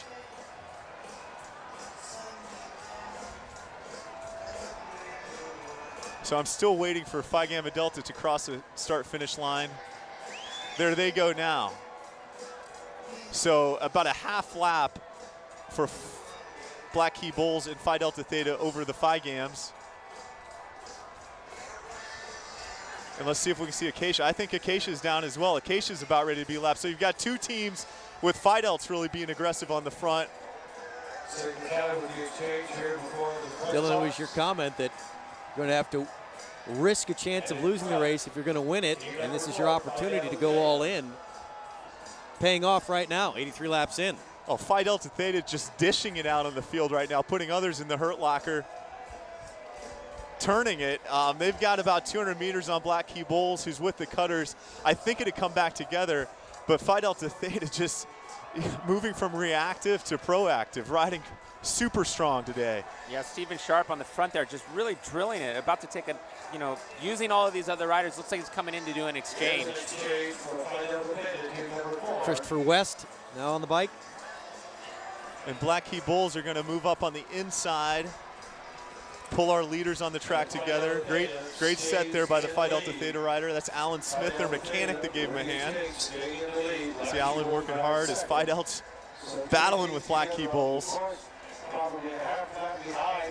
Team number 4, Phi Delta Theta. The Phi Delta rider coming up on lap traffic. They'll move up track to give him a little room, but still has a little bit of a gap on Black Key Bulls. Acacia has also now been lapped. So we only have 2 teams on the lead lap right now. Well, you've still got Fiji's. I don't think Fiji's is lapped yet, but you've got 2 together. Phi Delta Theta and Black Key Bulls. Fiji about a half lap back, and then everybody else at least a full lap back. Phi Delta Theta rider, there's Chris West.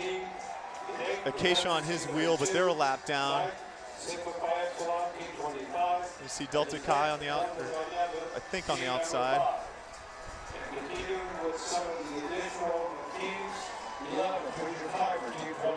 Phi Delta Theta, who started in row 2 on the inside, taking advantage, along with the Black Key Bulls, of a wreck by the Cutters, and of no doing other than their own. Yeah, it was just a momentary lapse of concentration.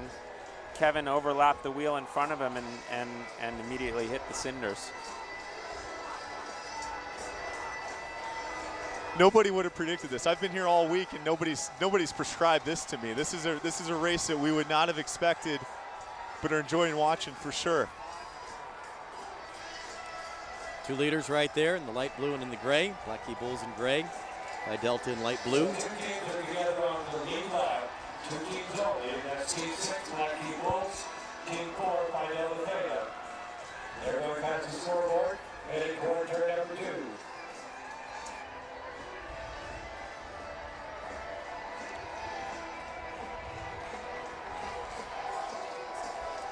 No, you're right, Jason. Nothing you heard, nobody you spoke to, nothing you read had anything to do with whether or not, the big thing was it wasn't a given that the Cutters were going to come in, get their 5th one, but I think everybody assumed that they would be right there. Whether they won or not, you never know, but boy, at least they'd be right there in the thick of it coming down to the end. Yeah, they had so much controversy over Eric and his association with a professional team and whether or not he was going to be eligible to race. And you've got an attack right now by the Cutters. Zach Lusk on the bike.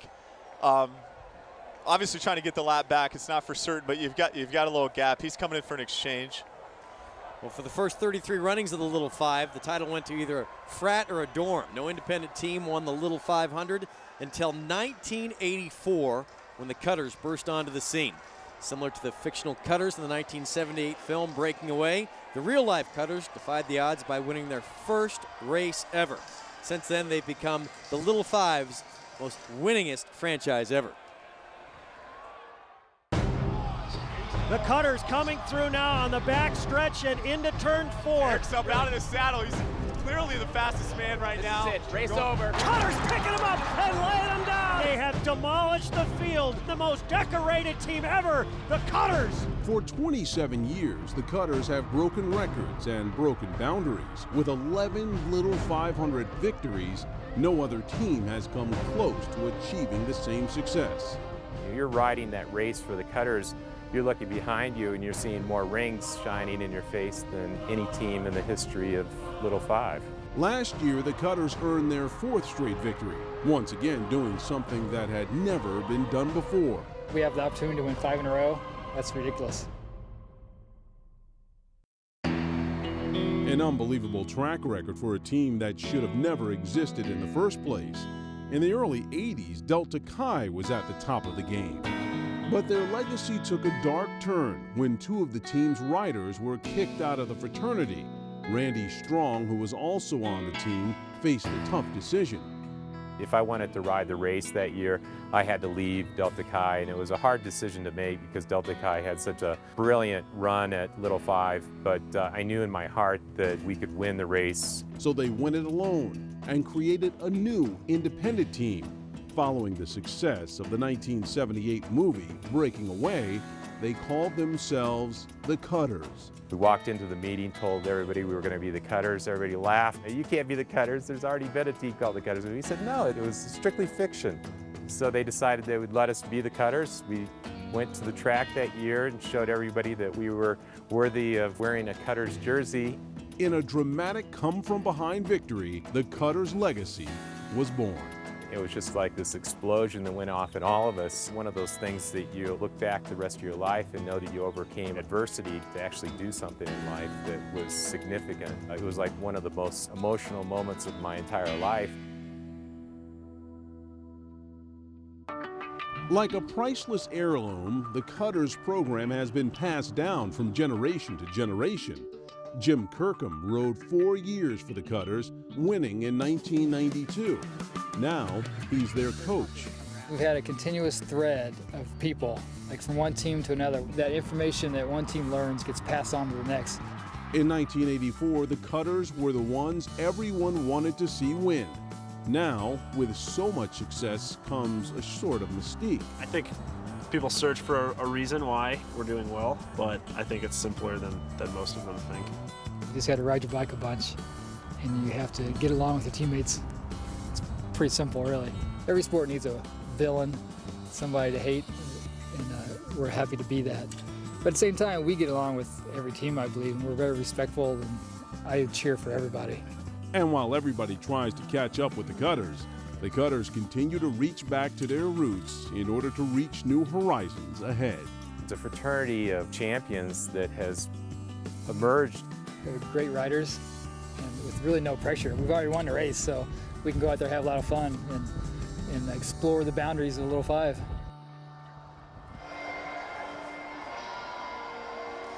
Well, they'll have to do a little exploring right now, trying to make a push right now to climb back into the Little 500 lead. Yeah, that's right. Eric's really pushing the boundaries right now. He's teamed up with Sigma Chi. They're both in 3rd and 4th place.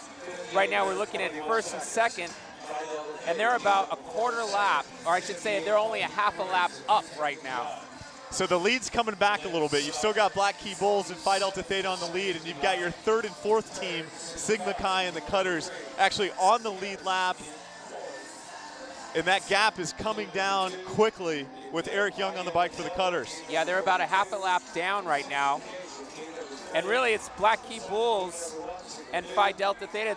They're the only 2 teams that are going to be able to try to keep Cutters out of this race.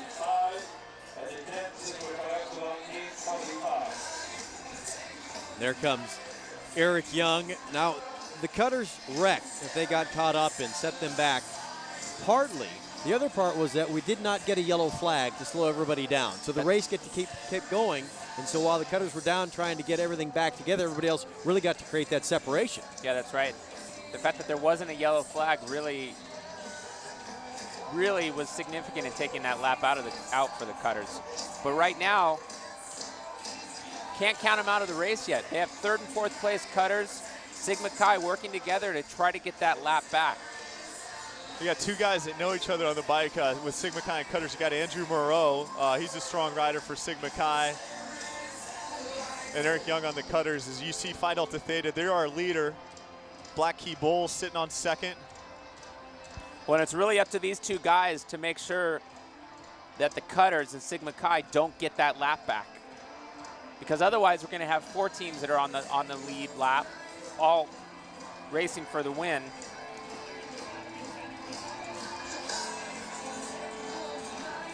.200 laps to complete the race. We're not even halfway there. No, this is really exciting, and this is one of the things that the weather does to the race. It's a completely different year.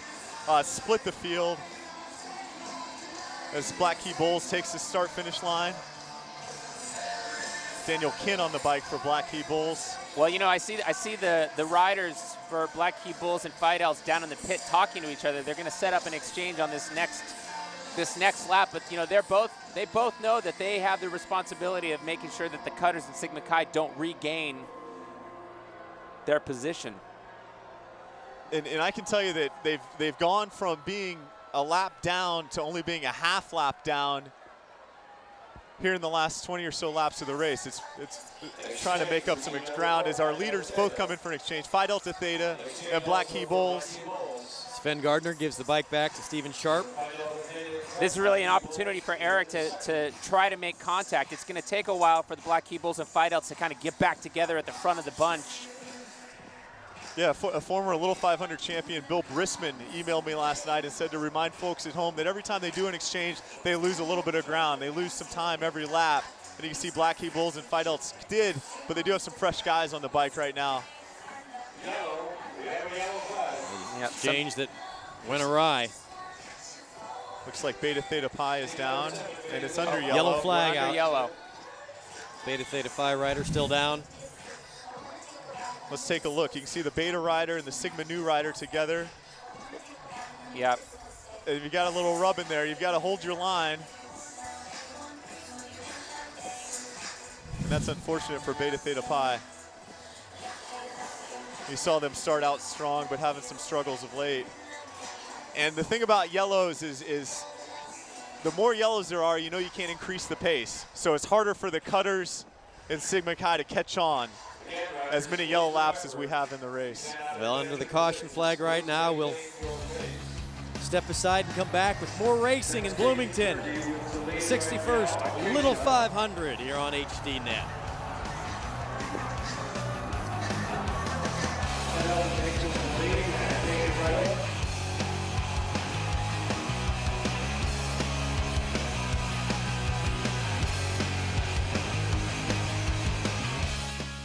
I had no idea that it was so huge. What's so special about the Little 500 is the tradition. It's been raced for over 60 years, and you become part of a community of riders who strive for something better and something beyond just the regular college experience. The Little 500 race, it's something a lot closer. It's part of an organization that you're a member of, you're a part of, and so it makes it a little bit deeper, a little bit more personal. You kind of realize how much work you put in and how much work the people that have gone before you have put in. And just to be among that group and to be a part of that is just great. Still under the caution flag here at the 61st Little 500. This is lap 102. There are leaders. Phi Delta Theta Black Key Bulls on the lead lap, but you know what? Cutters Sigma Chi less than half a lap down. A little bump coming in, and that prompted the caution flag. Currently under yellow. Expect Eric Young from the Cutters to really jump once he sees that green flag come out to try to take advantage of the start. And the thing is, he's not going to get the green first. So Phi Delta Theta will get the green first, and they should get it now as they are getting it. And we're racing. Eric's got to react, and Sigma Chi, they've got about a half lap lead to Phi Delta Theta and Black Key Bulls right now, and the pace is hot. I'm going to get a lap time here.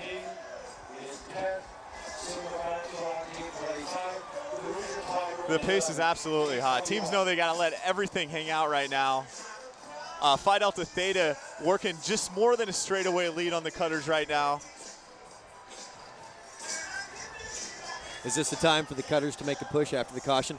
Well, yeah. Everyone's rested, and Eric's a sprinter, so you know he can do 2 to 5 laps very, very hard.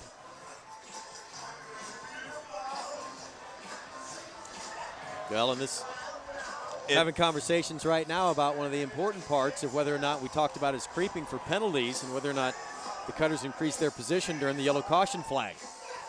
Yeah, we saw a riding in the gutter penalty a couple years ago against the Cutters, and I didn't see a creep happen, but you obviously see the officials convening and making sure that no creeping did occur.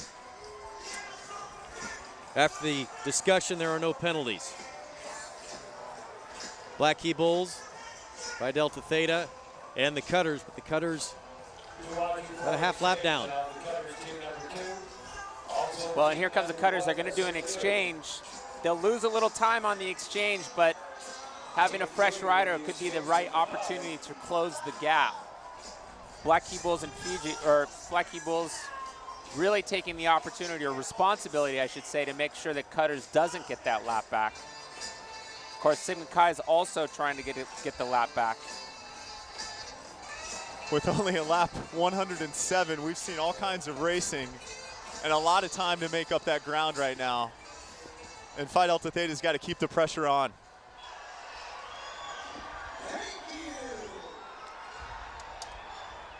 Phi Delta and the Black Key Bulls trying to keep the pressure on the rest of the field and really keep the Cutters out of it from turning it into a sprint at the end of the race, which is exactly what the Cutters want. You're right, with Eric Young being a tremendous sprinter, the formula the Cutters would like is to have a group sprint at the end. Black Key Bulls, Jordan Bailey, he's a time trialist, he's a triathlete, so you see him really stringing it out. You see Steve Sharp on the bike for Phi Delta Theta, another good time trialist. Kind of bringing the group along together. It helps those teams that there's other teams there that can work with them, like Beta Theta Pi now in the front. They're a lap down. Well, you know, a few moments ago we saw Kevin from Cutters working with the rider from Sigma Chi to try to take that lap back. They need to really take advantage of the moment for them to actually get that lap back. It's less than a half lap now. Less than a half lap as the leaders start to finish. The Cutters and Sigma Chi, they're in the middle of turn 3.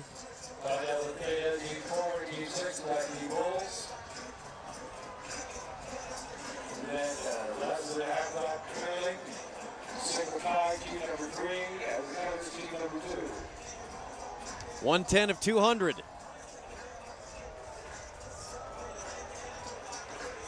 Past the halfway mark. It's still not known what's going to happen here in this race. In the women's race yesterday, Teeter really walked away and lapped the field early on. Oh, this is exciting. As you can see, Phi Delta Theta, they gave their pit the signal letting them know that he's coming in for an exchange soon.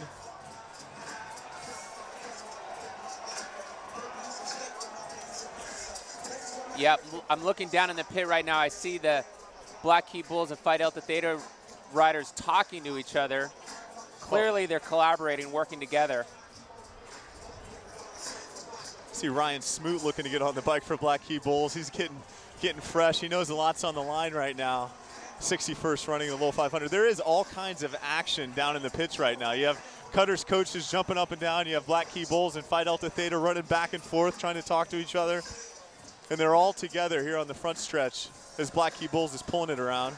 Yeah, that's right. Their pits are almost right next to each other, so they have the benefit of being able to really collaborate. Great set right now by Jordan Bailey. I can tell he's kind of leaving it all out there, you know, digging deep.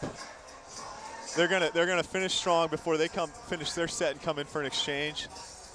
Looks like a rider exchange for Black Key Bulls and a bike exchange for Phi Delta Theta. Christopher West will take off. Phi Delta Theta.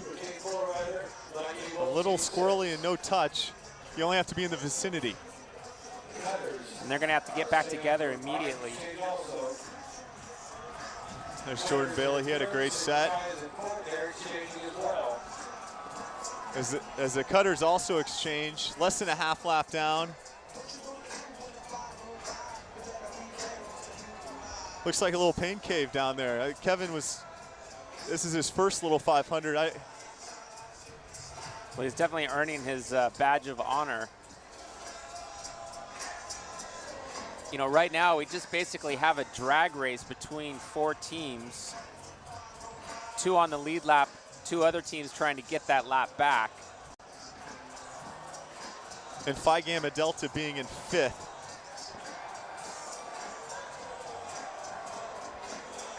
So you've got Phi Delta Theta on the lead, team number 4 and team number 6, Black Key Bulls, working their way through. There's the lead pack. Phi Delta in light blue, Black Key Bulls in the gray. I was down in the Black Key Bulls pits. Said, what do we need to know about Brian Smoot who's on the bike? He said, well, he's got a wicked mustache for starters. Favorite movie, Finding Forrester. Well, you know, it's really, fitness is going to have a big impact on the outcome of this race because these guys have had to work so hard so early in the race. Especially Brian Smoot from Black Key Bulls, Phi Delta Theta. These 2 riders are really trying to maintain their advantage over the Cutters and Sigma Chi. Of course, Cutters and Sigma Chi also working very hard. And ultimately, we could see this race maybe come back together with a couple of laps to go. It could. It's really get exciting. You can see kind of a different setup than we had with a bunch sprint in 2009 and a sprint again in 2010. It reminds me more of 2008. Cutters won off the front. Right now you're seeing Phi Delta Theta and Black Key Bulls turning the screw.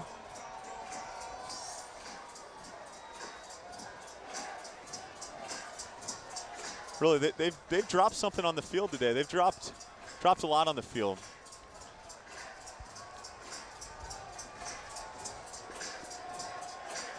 Let's go down to the infield and check in with Hans Arneson, who has a very special guest. I'm here with legendary rider Dave Blaze. He won for Phi Kappa Psi in 1962. The movie Breaking Away was based off of him. The character from Breaking Away was based off of his experiences. Dave, what was the race like when you were riding, and how has it changed? Well, the track was different. It was a lot dustier, for one thing. Tighter corners, longer straightaways. The custom in those days was not to ride so many laps at one time, which, of course, I did not follow that format. I started this business of riding longer series, and it sort of changed the whole format of the race, and now, because of that, we now have a pack. which has really given a lot more parity to the teams. I think it's changed the way the teams train for the race, and I think it's given a lot more, made it a lot more competitive. What do you think of today's race? It's pretty competitive. There's a couple teams that have found themselves a lap up. The conditions are pretty epic with some rain and high winds today. What do you think? Yeah, it's a great race, and right now the Cutters find themselves trying to get back into the race after an accident, but they're making a heroic effort to do so. It's just a great race to watch. Sort of reminds me of the race you rode when you went out and lapped the field. So, well, thanks, Ed. You know, it's a great race today. The weather's lousy, but everybody's racing under the same conditions. So, yeah, it's just a terrific race to watch. Thanks a lot. Thanks for your time. You're welcome.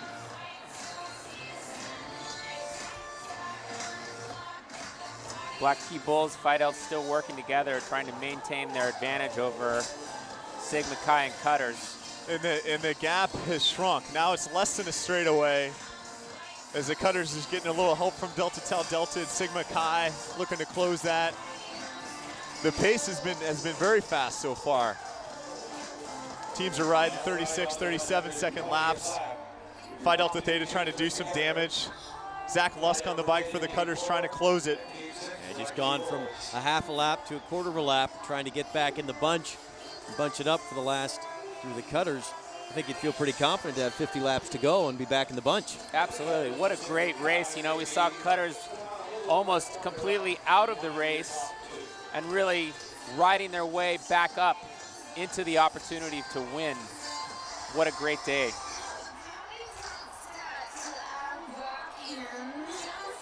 Sigma Chi's right there as well. I was just going to say that Sigma Chi's had the luxury of sitting on the Cutters, our team in black, and looking to bridge that gap as well.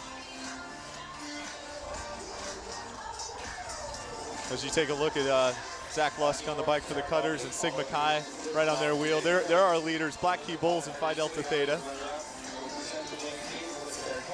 So at this point, we kind of have to assume that it's going to come back together and we're going to have a 4-team race again. And like I said, I really think that fitness is going to come into play here, given how much they've had to work so early on in the race. And I got to tip my hat back to the Cutters in that event, given the depth and fitness level that they have.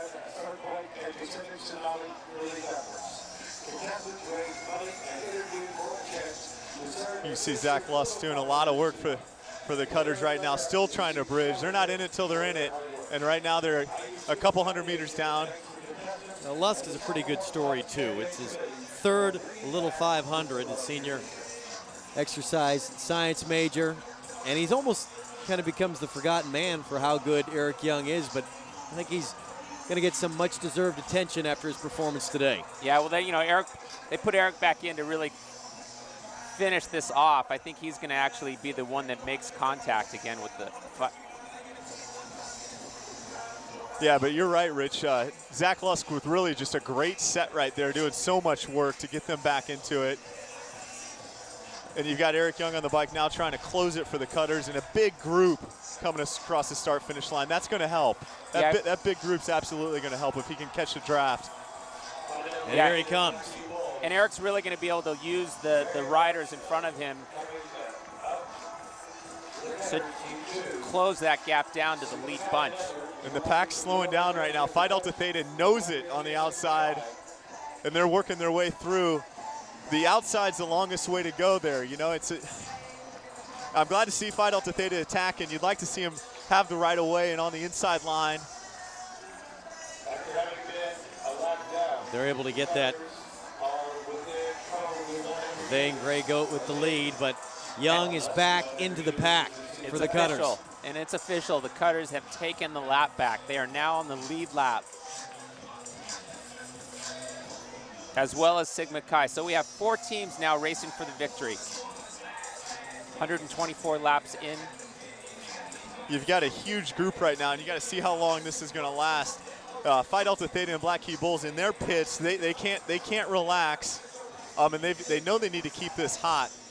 Eric's got to work his way through some lap traffic. You can see him moving up on the outside. Phi Delta Theta digging deep, trying to hold that lead. Sven Gardner, the senior on the bike, Phi Delta Theta. Yeah, and it's really important that Eric gets back up to the front as soon as possible to avoid any other types of crashes. Well, to your point, so many times you look at the crashes in this event and it's not you, it's just you being in the wrong place at the wrong time, and all of a sudden there's 3 or 4 bikes in front of him and you have nowhere to go. That's right. Phi Delta Theta looks like they're coming in to do an exchange.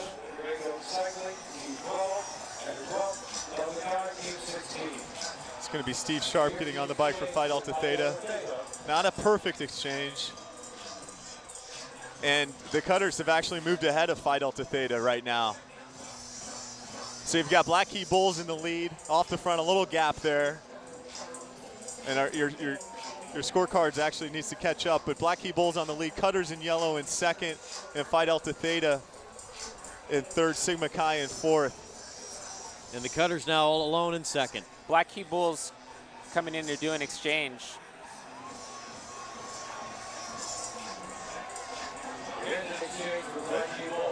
Jordan Bailey will get on the bike. Guess who's back in front? And really amazing work by the Cutters. It reminds me of the year they've wrecked before. They've overcome riding in the gutters penalties, and they're back on the lead lap, overcoming a lot of adversity. They've won 4 straight, something nobody in the history of this event has done. Looking for their 5th straight Little 5 title.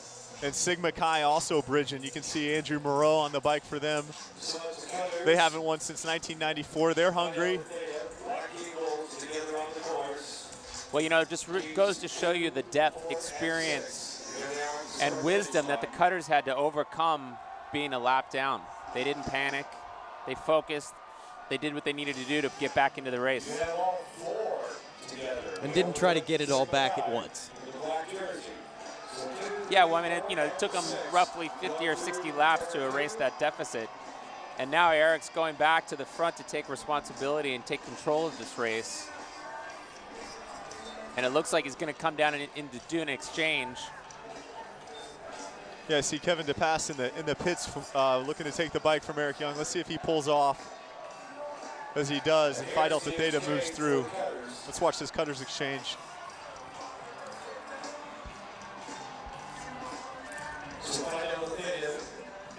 It's a bike exchange as Kevin DePass gets on the bike. You see some happy, you see some smiles down there in the Cutters pit. They're relieved to be back in it and haven't done so much work. Eric Young's bike gonna get some work done while he's off of it. Yeah, you can see one of the spokes is bent there. So they're gonna replace that back wheel. I think you misspoke. You can see one of the spokes is bent. We can't see one of the spokes is bent. That's the professional rider up here talking about finding spokes that are out of line. Bike looked like it was in good shape to me, the untrained eye. Yeah, well, you know, in professional cycling, you have what's called a quick release. You can just really quickly undo the lever and the wheel drops out. But on these little 500 bikes, they actually have to use a 9/16 wrench to undo the bolts, remove the coaster brake, take the wheel off. Probably takes them about 5 or 10 minutes to change the wheel. You have the clock on Sasha Land and Eric Hamilton down there in the pit. Sasha's a pretty good mechanic. They're working hard. The Schwinn bicycles, one of the centerpieces of this event, and the event has grown. It's developed over years, but the bikes have remained constant. That's one of the great things about the race, you know, keeping it simple. The reason they all do the same, they use the same bikes, is they want to make the race equal. They don't want people to be buying more expensive bikes and making the race unfair. So everybody rides the same bike, and as Wayne Stetna, a former Little 500 rider and Olympian, said, they are the great equalizer.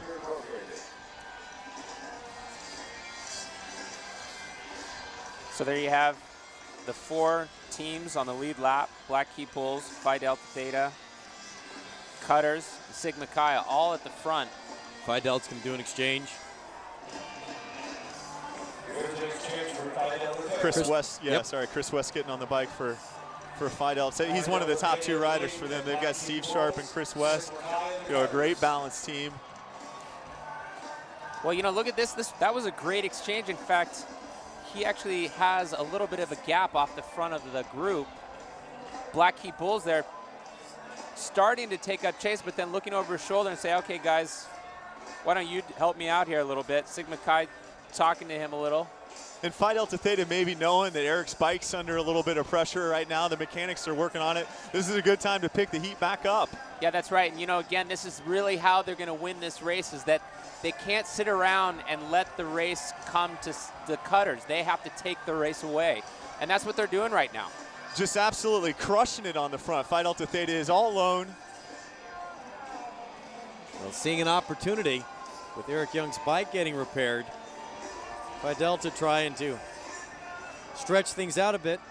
Back down to the infield and Hans. I'm in the Cutters pit with Jason Fowler, their coach. Jason, what was wrong with Eric's bike right there? When he was bridging up and working through the pack, someone came into him. He broke a spoke in his rear wheel, and so we had to switch it out. So right now we're letting Phi Delta go out there and get all tired. They're off the front right now, and Kevin's just sitting in, and we made our lap back up. We're happy, and we're just going to wait for the race to unfold more.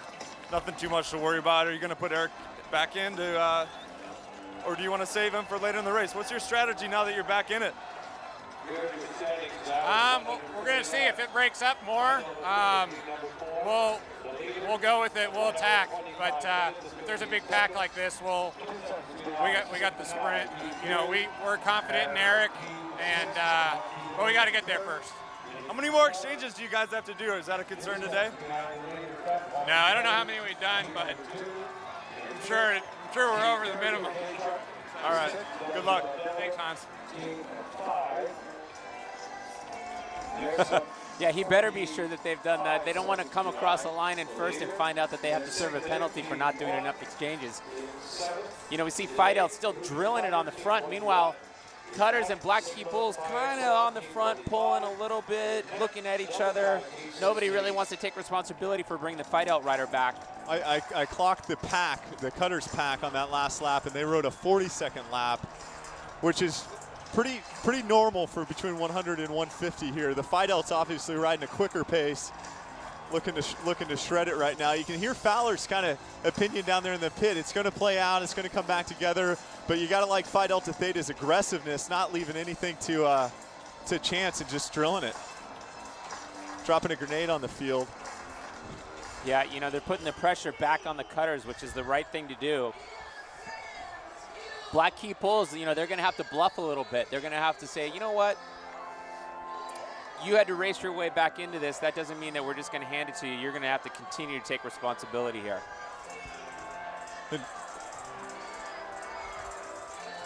One winning team will be crowned champion at the end of today's race, but in reality, every IU student wins thanks to the Little Five. Over the years, it's helped the IU Student Foundation generate millions for scholarships. We caught up with one recent recipient.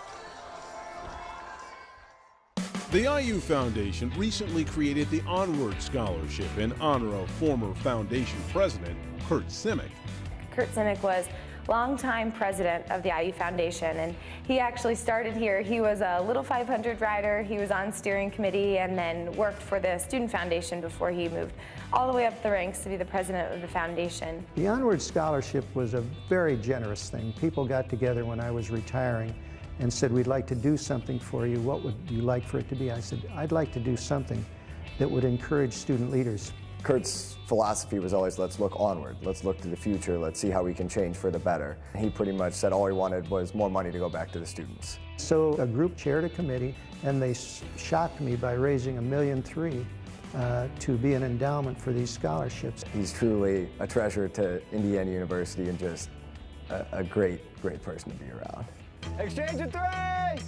Brian Holthouse, a founding member of Grey Goat Cycling, was selected as one of this year's Onward Scholars. Little 500 has prepared me in so many ways. Building something from the ground up, starting with a team with 3 guys that all we knew about Little 500 was we rode a fixed gear bike, and finishing 11th our first year to now being one of the teams that is perennially talked about as competing for a top 3 spot, I think is just awesome. And he's taken on an awful lot. I mean, you think about being a bike rider, a Student Foundation member, active in the student government. He's a leader. During the whole selection process, they try to find student leaders who have had an impact on the campus and tried to change it for the better. It's gratifying for me to see him continue to move forward. Overall, just very, very honored to receive the award. It's just been a great experience.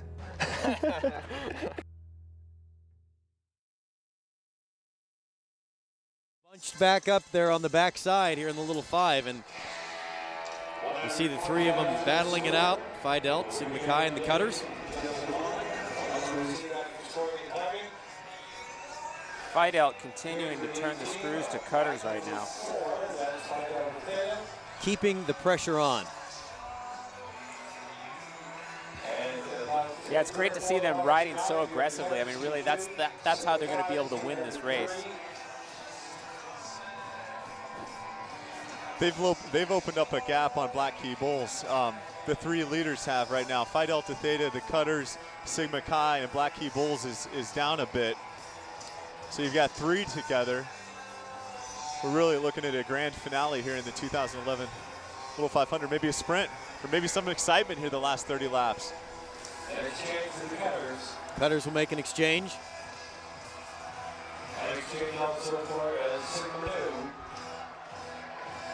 Sam Harbison getting off the bike for the Cutters there. A rookie, known by his teammates as the hipster. Guess he always wears a messenger bag around campus and a on his fixie bike. On his fixie. That's right. Which have really come back in popularity. Well, then that's a good nickname for him.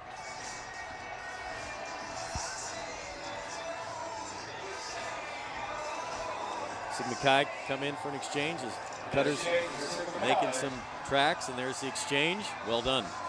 Yeah, you know, we didn't really talk a lot about Sigma Chi before the race started, but they've really kind of come to the front. Yeah, they were kind of our second-tier teams to watch. A really balanced team with a new coach, Tom Schwegler, with some Little 500 experience on his side. And Phi Delta Theta, grit in the teeth, still going hard.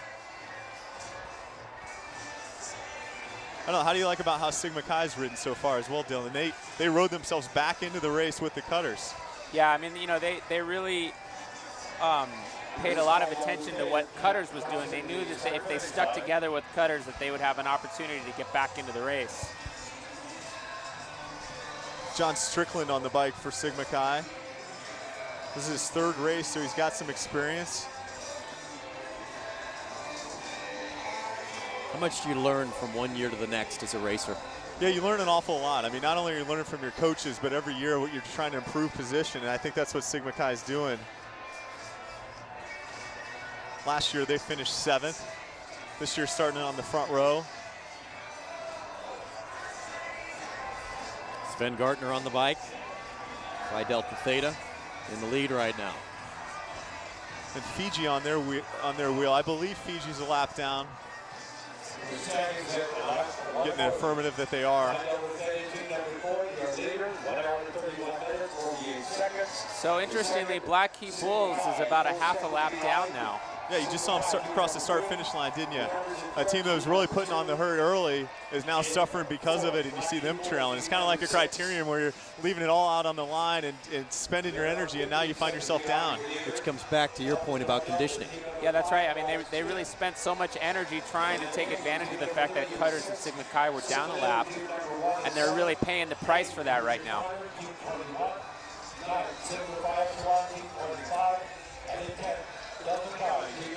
But you just have the feeling this is going to have a pretty good finish.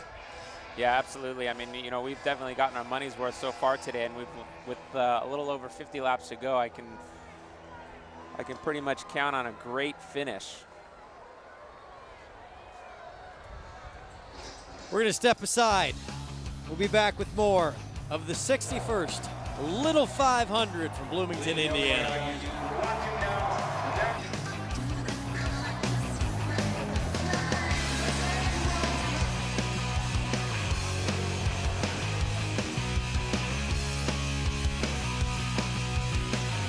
The Little 500 will be right back here on HDNet.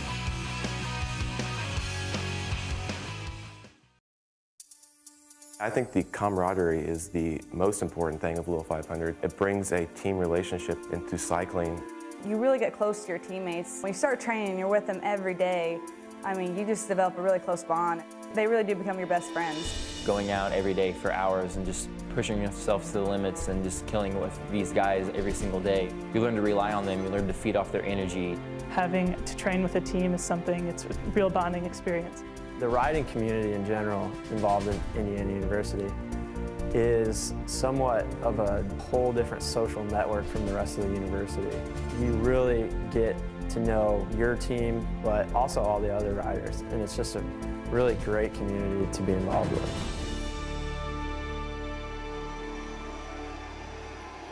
There's a look at another of the unique features of the Little Five, Jason. Yeah, you've got lap counters and you've got timers. You've got a lot of people helping out, and you want to make sure your timers and your lap counters know what's going on, because we saw last year with Fiji being on the lead lap, they had missed one, so they've got to be conscious of that. As you see the radar, looks like a lot of rain kind of hovering around Bloomington right now. Yeah, it's continuing to just get wetter and wetter, more and more miserable out there. If it really starts to downpour in the closing laps, that could have an impact on the sprint. And Dylan, you've been in a lot of bike races, racing in Europe and here in the States. What I'm feeling right now is that the weather and kind of the efforts out there so far zapped a little bit of the energy, and the pace has slowed down a bit. Yeah, it's certainly taking a toll on the riders. You know, they know that they have 50 laps to go. There's 4 teams on the lead lap. I guess now 3 teams on the lead lap. The fact that the bunch is actually slowing down is a good thing for Black Key Bulls, because, you know, about 5 laps ago, they went from being on the lead lap to being a half a lap down, and they're about to make contact with the lead group again, so it's good for them. That's right. Black Key Bulls doing so much work early, and now actually chasing to get back on. It's great to see, you know, when you think teams are out of the race, they actually keep with it and have the opportunity to get back into the race. It's great to see. Yeah, nobody quits. We talk so much about the championships and winning the race. Every team out there, they're fighting for a top 10, they're fighting for a top 5, and it's kind of one of those lessons in college and perseverance and teamwork. Not to let your teammates down, but to be out there and kind of give it all, whether it's a top 10, top 5, whatever it is. Well, you know, I used to always say that the sweet taste of victory is afforded to those who can eat bitterness. There's certainly a lot of bitterness going on out there today. Black Key Bulls, you got to give them some credit for actually getting themselves back into the race. Of course, Cutters being the great story of crashing out of the lead lap and then racing back into the lead lap. Yeah. We were thinking about it a bit as a group last night, and we decided that sometimes less is good, less is more, but you also got to give more, you know. And right now, Black Key Bulls is giving it. You got to find the right time to put those efforts out there, and then you got to find the right times to sit in when you can. As you can see, Zach Lusk, he might be cramping up after a big set. I know how that feels. Eric Young back on the bike, and he is in some pain, the senior.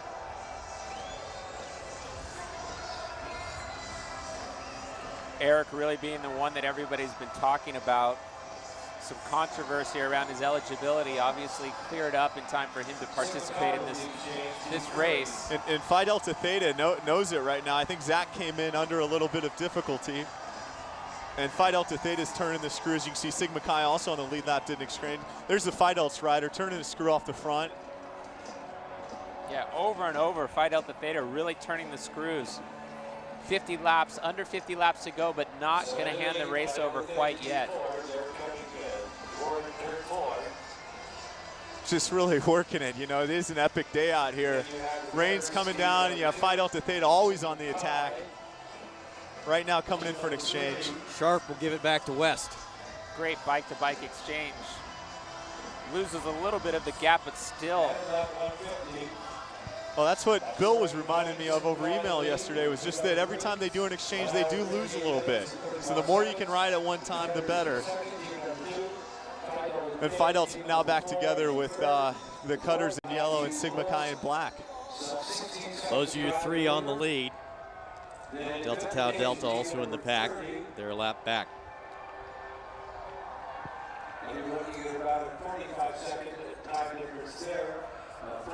3 riders on the lead lap.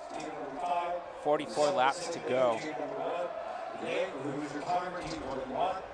It's kind of been fun for me to look through the Spring Series event. Missing Out is one of the Spring Series events. It's a sprinters race, and the finale of that had Eric Young, the Cutters, finishing first, Steve Sharp, Phi Delta Theta, finishing second, and another team, Sigma Chi, had Adam Fish in fourth. So you have some of those top teams all making it to the finals and missing out, and they're turning it over here today in the actual race. So it'd be interesting to see how that plays out if those three guys are on the bike against each other again at the finale of this race. Temperatures in the mid-40s. It has been misting and raining all afternoon. Yes, a beautiful day for a bike race. You're keeping the legs baby oiled up. You're doing anything to keep them warm right now. And what I love about it is it hasn't taken any of the fans away, right? You know, you're still seeing a strong showing. They're still here. You can see the Delta Chi crowd with 8 victories.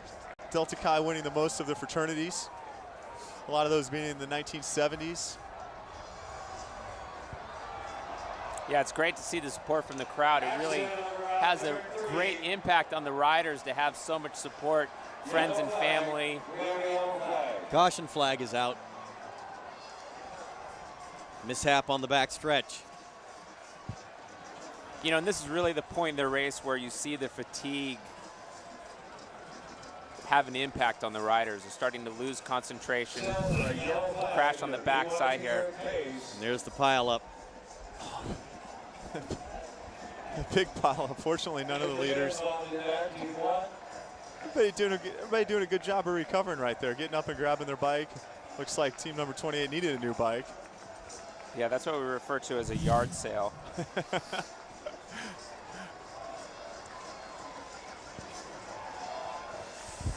That doesn't look good down there. No, he's pointing to his collarbone, which is...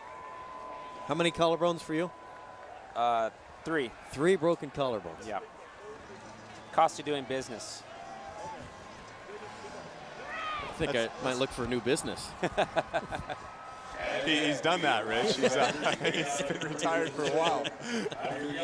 Yeah, but not when he was young and in his prime, he didn't. He just kept turning them over. Well, speaking of retirement, I just happened to check my Twitter account and want to give a shout out to a former teammate of mine, George Hincapie, who's at home right now watching the broadcast. You know, I joked with him last weekend was the famous Paris-Roubaix race on the cobbles. Hopefully George will come back when he retires to enjoy the little 500. Back in a minute.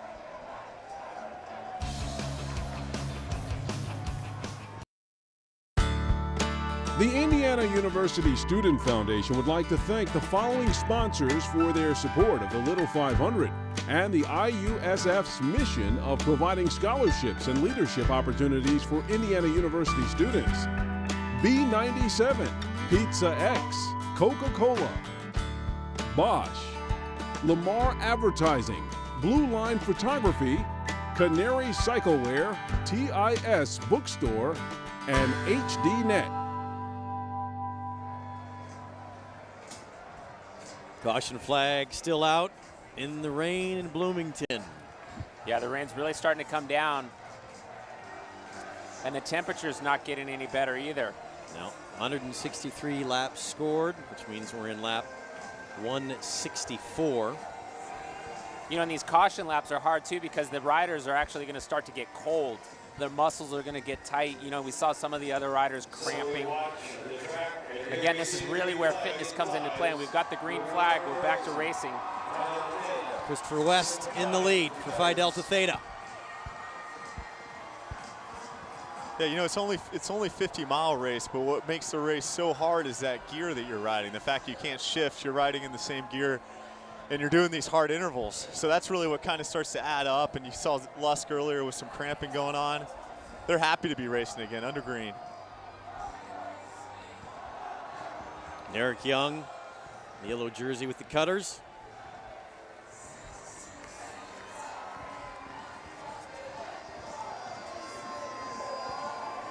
It's the Cutters, Phi Delta, and Sigma Chi. Yellow, light blue, and black. And with only 35 laps to go, you know, knowing Eric Young probably has the advantage in a sprint, you've got to be thinking about what Phi Delta Theta and Sigma Chi can do when he's off the bike. What can they do to put the Cutters out of it before he gets back on the bike? Yeah, that's right, because Eric's going to come in. He's not going to ride the remaining 35 laps. He'll come in and do an exchange so that he can be fresh for the last 10 laps. Now, Lusk, who has done a very nice job, the other senior on that Cutters team, last time we saw him come out, he appeared to be cramping. Yeah, he's their number 2 rider right now, which really hurts him. You haven't seen their number 4, Sam Harbison, ride a whole lot. So they're shortened right now. As you can see, Eric just drilling it on the front, looking smooth. Phi Delta Theta chasing a bit as Cutters are coming in for an exchange. You see the flags blowing on the back stretch.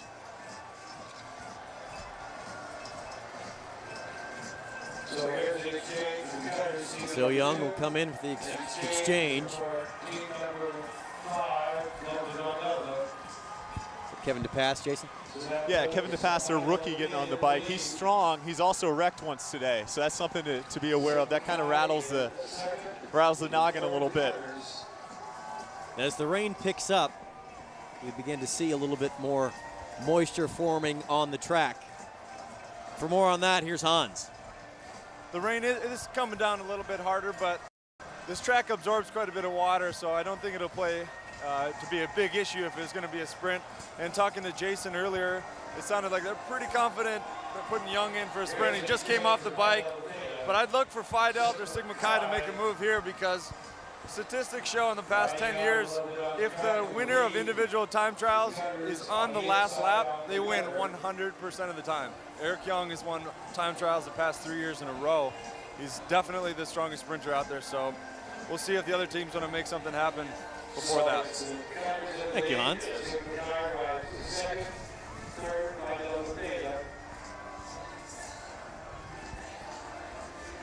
And Sigma Chi being a balanced team, really being 4 deep's got to think about what they can do to the Cutters to prevent a sprint.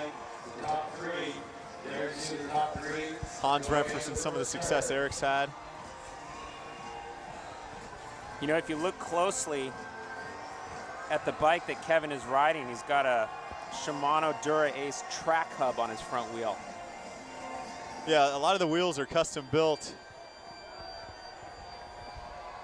Sigma Chi, 2010 finish was 7th. Phi Delt's within a whisker of victory a year ago, only to be outdone by Eric Young. Yeah, you know, they really did everything they could that year as well, and you know, it's great to see them adopting the same strategy, because they know that they really have to try to make this race happen before the last lap, because once we get down to the last lap, it's Cutter's seen race that to movie. lose. Yeah, Yep. It's Cutter's race to lose at that point. Lap 170 of 200. 61st edition of the Little 500 in Bloomington, Indiana. Part of the world's greatest college weekend.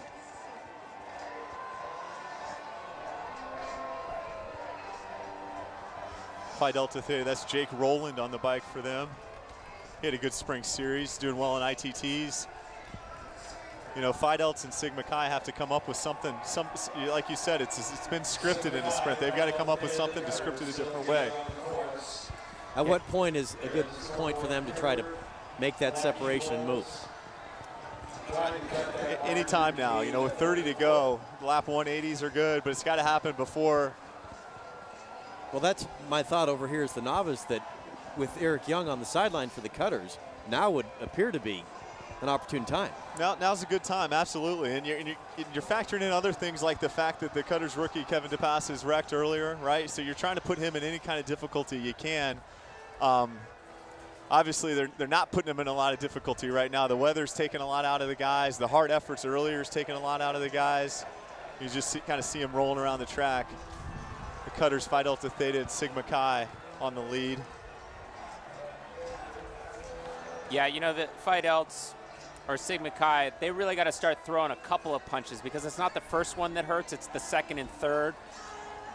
You know, once you've got Cutters on their heels a little bit and you throw the second and third one in there, that's when things start to get interesting.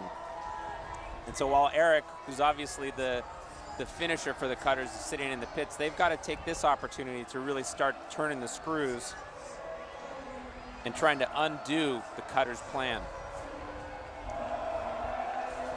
It just looks absolutely brutal conditions down there. The guys are trying to decide whether to leave their clear lens shades in or take them off. I think with them in, they fog up, and with them off, they're just shredded with cinders in the face. So it's a tough choice to make. Yeah, really at this point, with all the rain and the water coming up off the wheel that's in front of you, you're just better off not even wearing glasses. You can see Feidelt's up, kind of making a little move there, testing the legs. They've got a rider out in the pit, so it looks like an exchange for the Feidelts. Cutters also have a rider, kind of waiting whenever Kevin DePass is ready. Sven Gardner back on the bike after the exchange for the Feidelts. The senior who has really performed well this afternoon, biology major from Park Ridge, Illinois. I think Cutters is preparing to do an exchange here.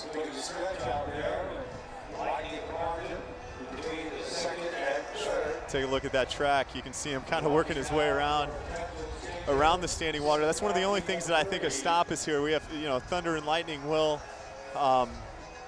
Standing water on the track could be another threat. But I think we'll get them all in today as Cutters brings it in for a bike exchange. Sigma Chi also doing an exchange there.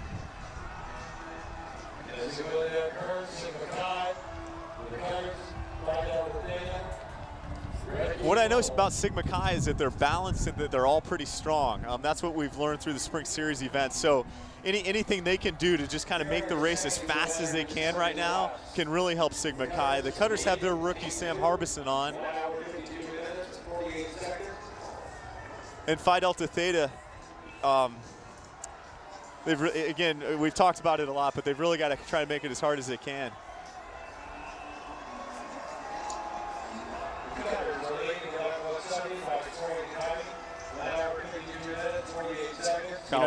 Sorry, I was just going to mention that Kyle Straight on the bike for Sigma Chi. Spia being School of Public and Environmental Affairs.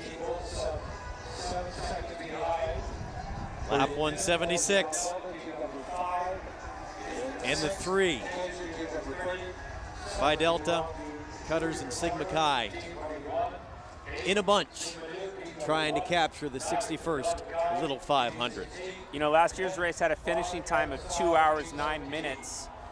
With roughly 24 laps to go, we're at 1 hour 58. So a little bit slower this year. Most likely the weather having something to do with it. We've had some yellows. You're right. The wind down the backstretch has just been brutal. If it does come down to a sprint, the headwind on the backstretch is going to have to play into what Eric Young's sprint is going to look like. He might actually want to start the sprint from the front stretch. Yeah, you're right. You saw him win out of turn 2 last year in 2010. It's going to be harder to drop guys, like Dylan said, out of turn 2, and you might need to do it a little bit sooner or a little bit later. Sigma Chi with another exchange, handing the bike off to John Strickland.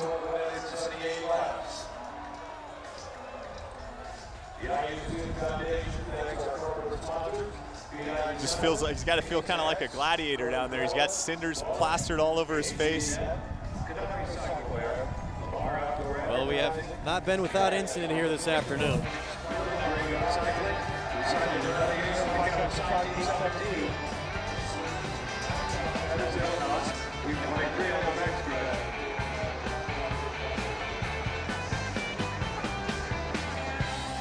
And this is the wreck that really changed the race early, with the Cutters going down,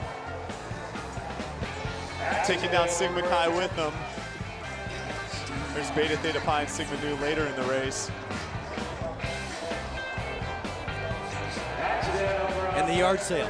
The yard sale that happened on the backside. And in the rain in Bloomington, Indiana. So the Cutters and Sigma Chi riding themselves back into the race. Really amazing coming back from that lap down. You don't see that very often, taking a lap, whether it's coming back from a lap or taking a lap up. Great effort by both the Cutters and Sigma Chi to ride themselves back into the race. Yeah, you know, Black Key Bulls really paying for that effort that they put out to try to keep Sigma Chi and Cutters out of the race. Of course, they're about a half a lap down right now off of the lead. Under 20 laps to go.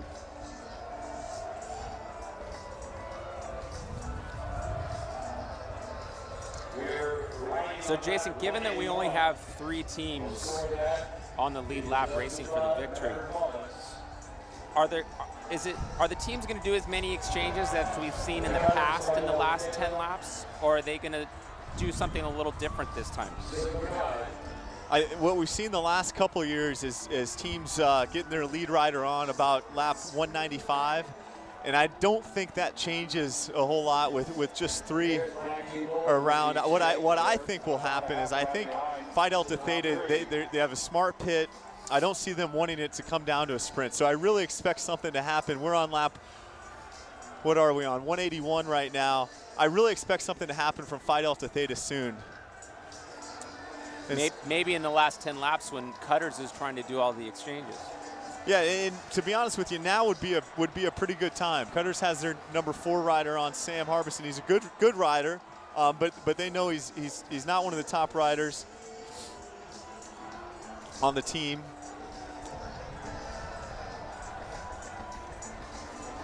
He's doing a good job of eating up some laps.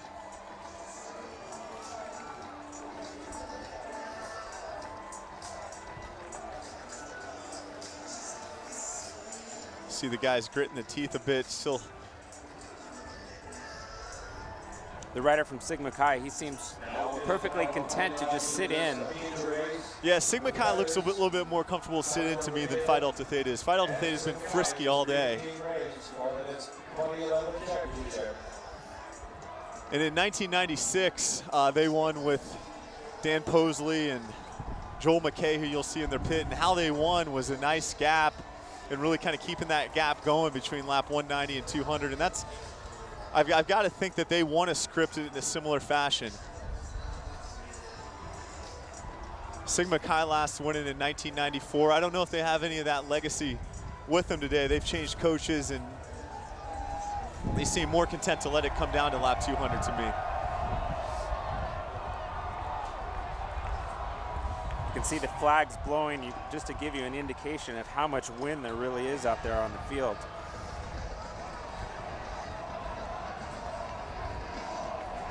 Here come the riders right at you. Looks like Phi Delta getting ready to set up for an exchange. Sven Gardner on the bike for the men in light blue.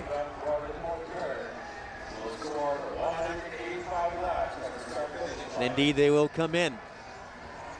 Steve Sharp getting on the bike for Phi Delta Theta. He was also their sprinter earlier and missing out. Maybe trying to do one more set before 200 or trying to be aggressive earlier. Good set there by Sven.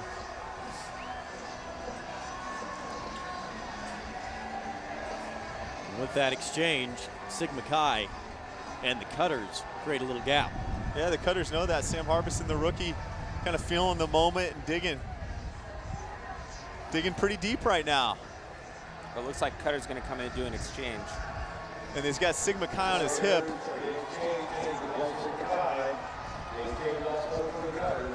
All right, the teams just pull that off. You can see how much communication really has to go into that.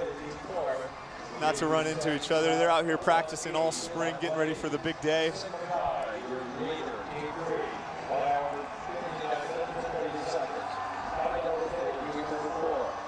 Sigma Chi, our leaders, as the pace slows down a little bit. This is the time, if there's ever a time, really, I think, for Phi Delta and for Sigma Chi to attack the Cutters.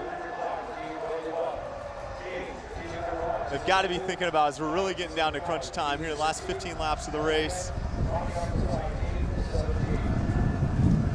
Yeah, you know, Cutter's really looking over their shoulder, trying to anticipate a potential attack from the Phi Deltas. Coming out of the gloom. Yeah, you can barely see them through the fog and the rain. Just epic conditions here. 61st Little 500 has 13 laps to go.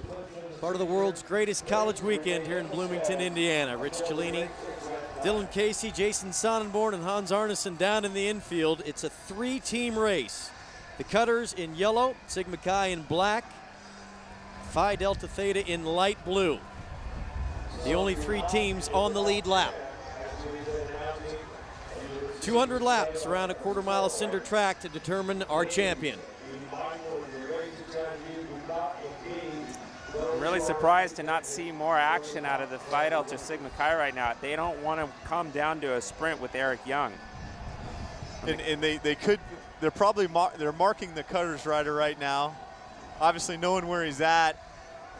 Look for him not to let Cutters get any kind of gap on their exchange, but to make it very hard on this set for Zach, just not to let him have any gap bringing it in. The pace is slowed.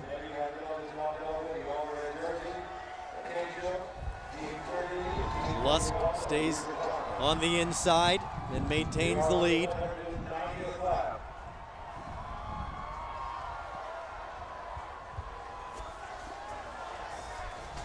And I think this is the last set. This is the number 2 guy for a lot of these teams, setup men for the sprinters right now. And the number 2 men are often so important in this, just to ride a solid set, to get that gap for the sprinter, to keep him fresh when he's getting on the bike and not have to do any chasing. The work these guys are doing right now is very, very important to the finish. And also the efficiency of their exchange. They have to set up the exchange for their number 1 guy perfectly. Lusk, a senior. This is 3rd Little 500, 4th Little 500 for Eric Young. You can see, yeah, Cutters are doing an exchange, and I don't see Young getting on in the pit. I see Kevin DePass, the rookie, and Zach Lusk working real hard to bring it into him right now. He's got a gap. I'm surprised that the Phi Delta Sigma Chi gave him a gap. They should have been on his wheel so that when he does the exchange, they could just drill it and really make it hard for Kevin. Well, Phi Delta's right on him. Right now, Phi Delta's got to punch it. Phi Delta's on the inside. You see that bike exchange. Phi Delta Theta went through on the inside. And Sigma Chi, so they've got, they've got 100 meters right now on Kevin DePass, a really talented but rookie rider for the Cutters.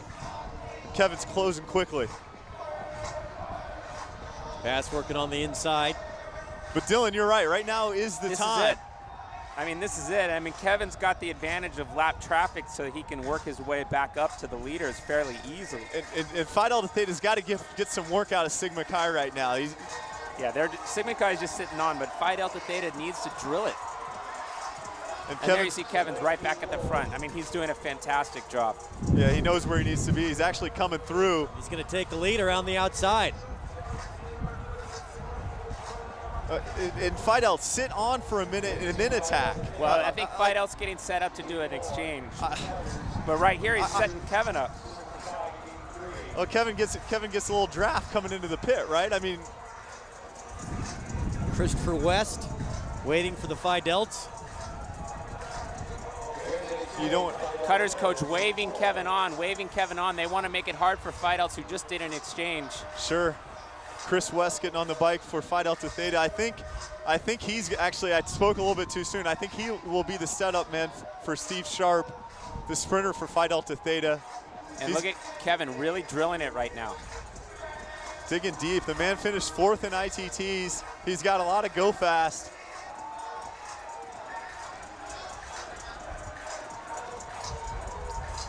Young, they get him lined up in the pit, trying to go 4 for 4 in his IU career in Little 500s.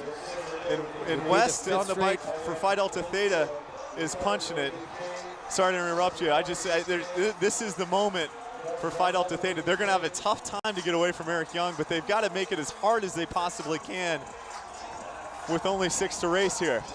Yeah, this is really it. And look, 5 to race. I'm sorry, 5 to race. And Sigma Chi is just trailing a little bit off of Eric's wheel from Cutters. 1st, 2nd, and 3rd right now, spread around the track. Oh, and it's going to hurt Phi Delta if they have to bring it in. It's going to slow him down and give Eric the lead. And they are coming in for an exchange. Phi Delta Theta's exchange, very crucial. A good exchange as the Cutters A good exchange. Eric's sitting up. You know, he's perfectly content to wait for the sprint. He doesn't have to put the pressure on. It's Phi Delta's race to lose. And you can see the Phi Delta Theta rider attacking from the front, which is really hard to do. Well, especially into that headwind section on the back. You know, Eric is sitting second wheel right now, getting a free ride. For all the controversy and for all the talk about Eric Young, the one thing that jumps to mind, for me anyway, is competitor and thinking how hard he worked after the crash earlier where the Cutters didn't get a yellow flag to really pull them back into this race and make up the lap. That's right, and they did an amazing job of getting back in the race. Fidel right now getting ready to do another exchange. And it's really late with there's 4 to go. Rich is pointing at me, 3 to go, 3 to go. Late to be doing an exchange. Obviously critical and no gap for Phi Delta Theta coming in off the front. Eric's got everybody kind of right where he wants him at this point in time. Now the beginning of the race didn't unfold the way the Cutters wanted it, but now they can sit back with the best sprinter in the field. And look, Eric is perfectly happy to wait. Oh, and he's waiting. I watched him win the Collegiate National Championship points race and just dominating the field. He knows how to win a sprint. Sven Gardner is going to turn the pedals, and Young now comes up out of his seat and will get on the back tire of Gardner. You gotta hand it to the Phi Delts for fighting tooth and nail for this race, but Eric Young is just too powerful. He's in the right place. He knows what to do. He's following the wheels. And Gardner looking over his shoulder. And Dylan, I've been in this spot before. When you're a sprinter and you got a guy working so hard for you on the front, you gotta love it, right? He's working for you. You're sitting on. You're right where you want to be. Well, it's all set up now. Can the Cutters grab another one and make it 5 straight? And Sigma Chi has really lost contact. 2-team race right now. Phi Delta Theta and the Cutters. And you're going to see the white flag. This is 198 we're on, so you're going to see the white flag for Phi Delta Theta and the Cutters. Here we go. 1 lap to go to determine a champion of the Little 5, and they're going to do an exchange. I've absolutely never seen that before. Phi Delta Theta with a very late exchange, and the Cutters off the front. Eric Young and the Cutters set history a year ago by winning 4 consecutive Little 500s. This is it. Coming around turn 3 into turn 4. 5 straight Little 500 championships for the Cutters, and Eric Young in celebration. Amazing. What a great comeback. The Cutters taking their 12th victory, a team that started in 1984. 5 in a row, absolutely unheard of. And 3 in a row for Eric Young. For all they've been through, and they talked about in the piece we showed that every sport needs to have somebody who wears the black hat, somebody who's the villain, and we're fine having that role, but with what they went through in the fall, with the car accident, the crash on the track today, they indeed have the heart of a champion. They truly earned it, didn't they, Rich? They fought back. It's not that they just kind of rode around and let everybody follow them or just sat in the pack. They fought back from a lap down before lap 100. As you can see Eric talking to Phi Delta Theta right there. I think that late exchange really hurt Phi Delta Theta. Yeah, I've never seen that before, you know. I think they would have had a better chance of winning if maybe they had started their tactics earlier. You know, earlier with 10, 15 laps to go, nothing was happening. And Cutters clearly more than happy to let it come down to a sprint. In fact, it didn't even come down to a sprint. Eric just rode away from the race. Yeah, you can't do an exchange on the last lap. There's no question about that. Not when you're neck and neck. The Cutters with what a great tradition, starting in 1984. Chris Kotowski, Adam Giles, and you heard from Randy Strong earlier.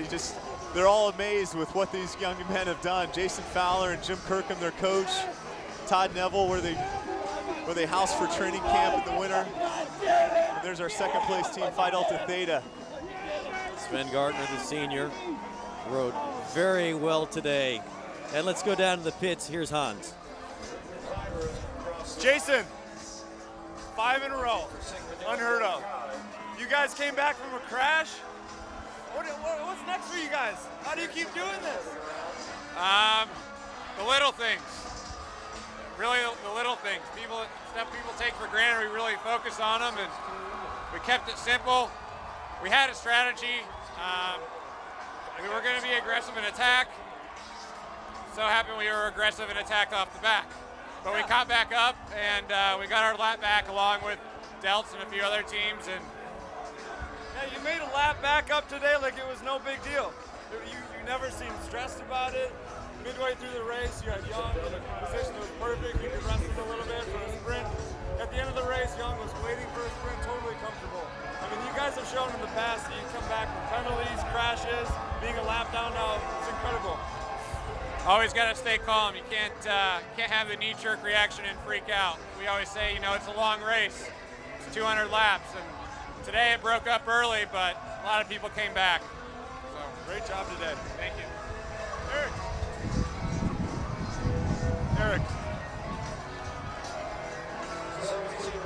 Eric, fantastic sprint today. You played out just like you wanted. What do you have to say? This is 3 wins in a row for you and 5 in a row for Cutters. All I can say is this was the most team. This race required more of a team than I ever thought it could. When we were a lap down, I swear to God, I thought it was over, and my team brought us back, and we did it together. We stayed smart once we had gotten the lap back, and I think Fidel was a little confused at the lap counts at the end because they exchanged on the last lap. I saw that, and I knew that they wouldn't be able to get back up to me once that happened, so I just went, and that was it. You rode away in a fantastic fashion and got your 3rd win. Congratulations. Thank you. Unofficial results, Cutters with their 5th straight Little 500 championship. Fidel 2nd, Sigma Chi in 3rd, Black Key Bulls, and Delta Tau Delta. What an afternoon. Eric said it great. This really is a team event. He wouldn't have been able to win the race if he didn't have an entire team to get them back into the race. So it's just an amazing event, and so great to see them work so hard together. It's Eric's complete team performance. What he's done is he's shaped those rookies. He's shaped Sam Harbison and Kevin DePass, and he did that for a reason. Zach Lusk with a huge performance today, riding it back, bringing that lap back, and giving it to Eric Young. And the Cutters take number 12. Amazing. The best team in the field once again, the Cutters. They'll maintain the yellow jersey. You've been watching HDNet's exclusive coverage of the 61st Little 500. The executive producer of HDNet Sports, Daryl Ewald. Our director has been Hank Lena. Producer, Chris Taylor. HDNet Engineering, Dan Neighbors, Andy Miranda, and Jeff Carmen. Production manager, Chris Markwell. Special thanks to Chris Brown, HD2X's great driver, who's leaving us after today's show. Special thanks to the staff and students from the Indiana University Student Foundation. From our partners, Dylan Casey and Jason Sonnenborn, and Hans Arneson, Rich Cellini saying, good evening from Bloomington. We'll leave you with the thoughts and memories from this year's senior class of Little 500 riders.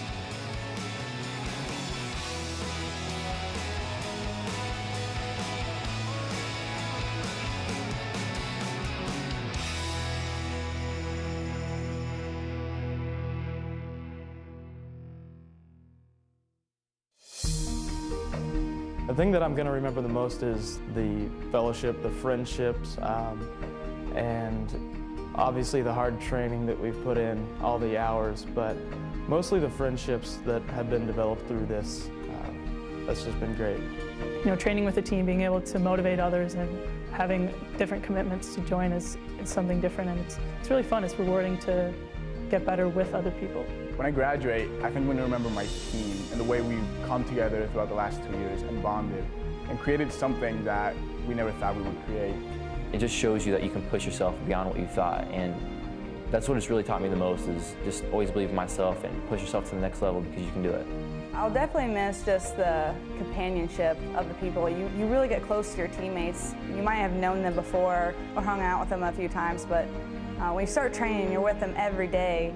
It's just like such a big thing, and I'm gonna look back on it like in years to come and just be really proud that I was a part of it. I think it will just be the close of one chapter. I can't imagine not riding my bike anymore. It will just not be on the Little 5 track and not be with my girls. And oh, that's so sad. What will stick out in my memory the most will be just the teammates that I rode with, just the great experiences of working with 3 or 4 other guys to accomplish a goal. It was, nothing compares to that.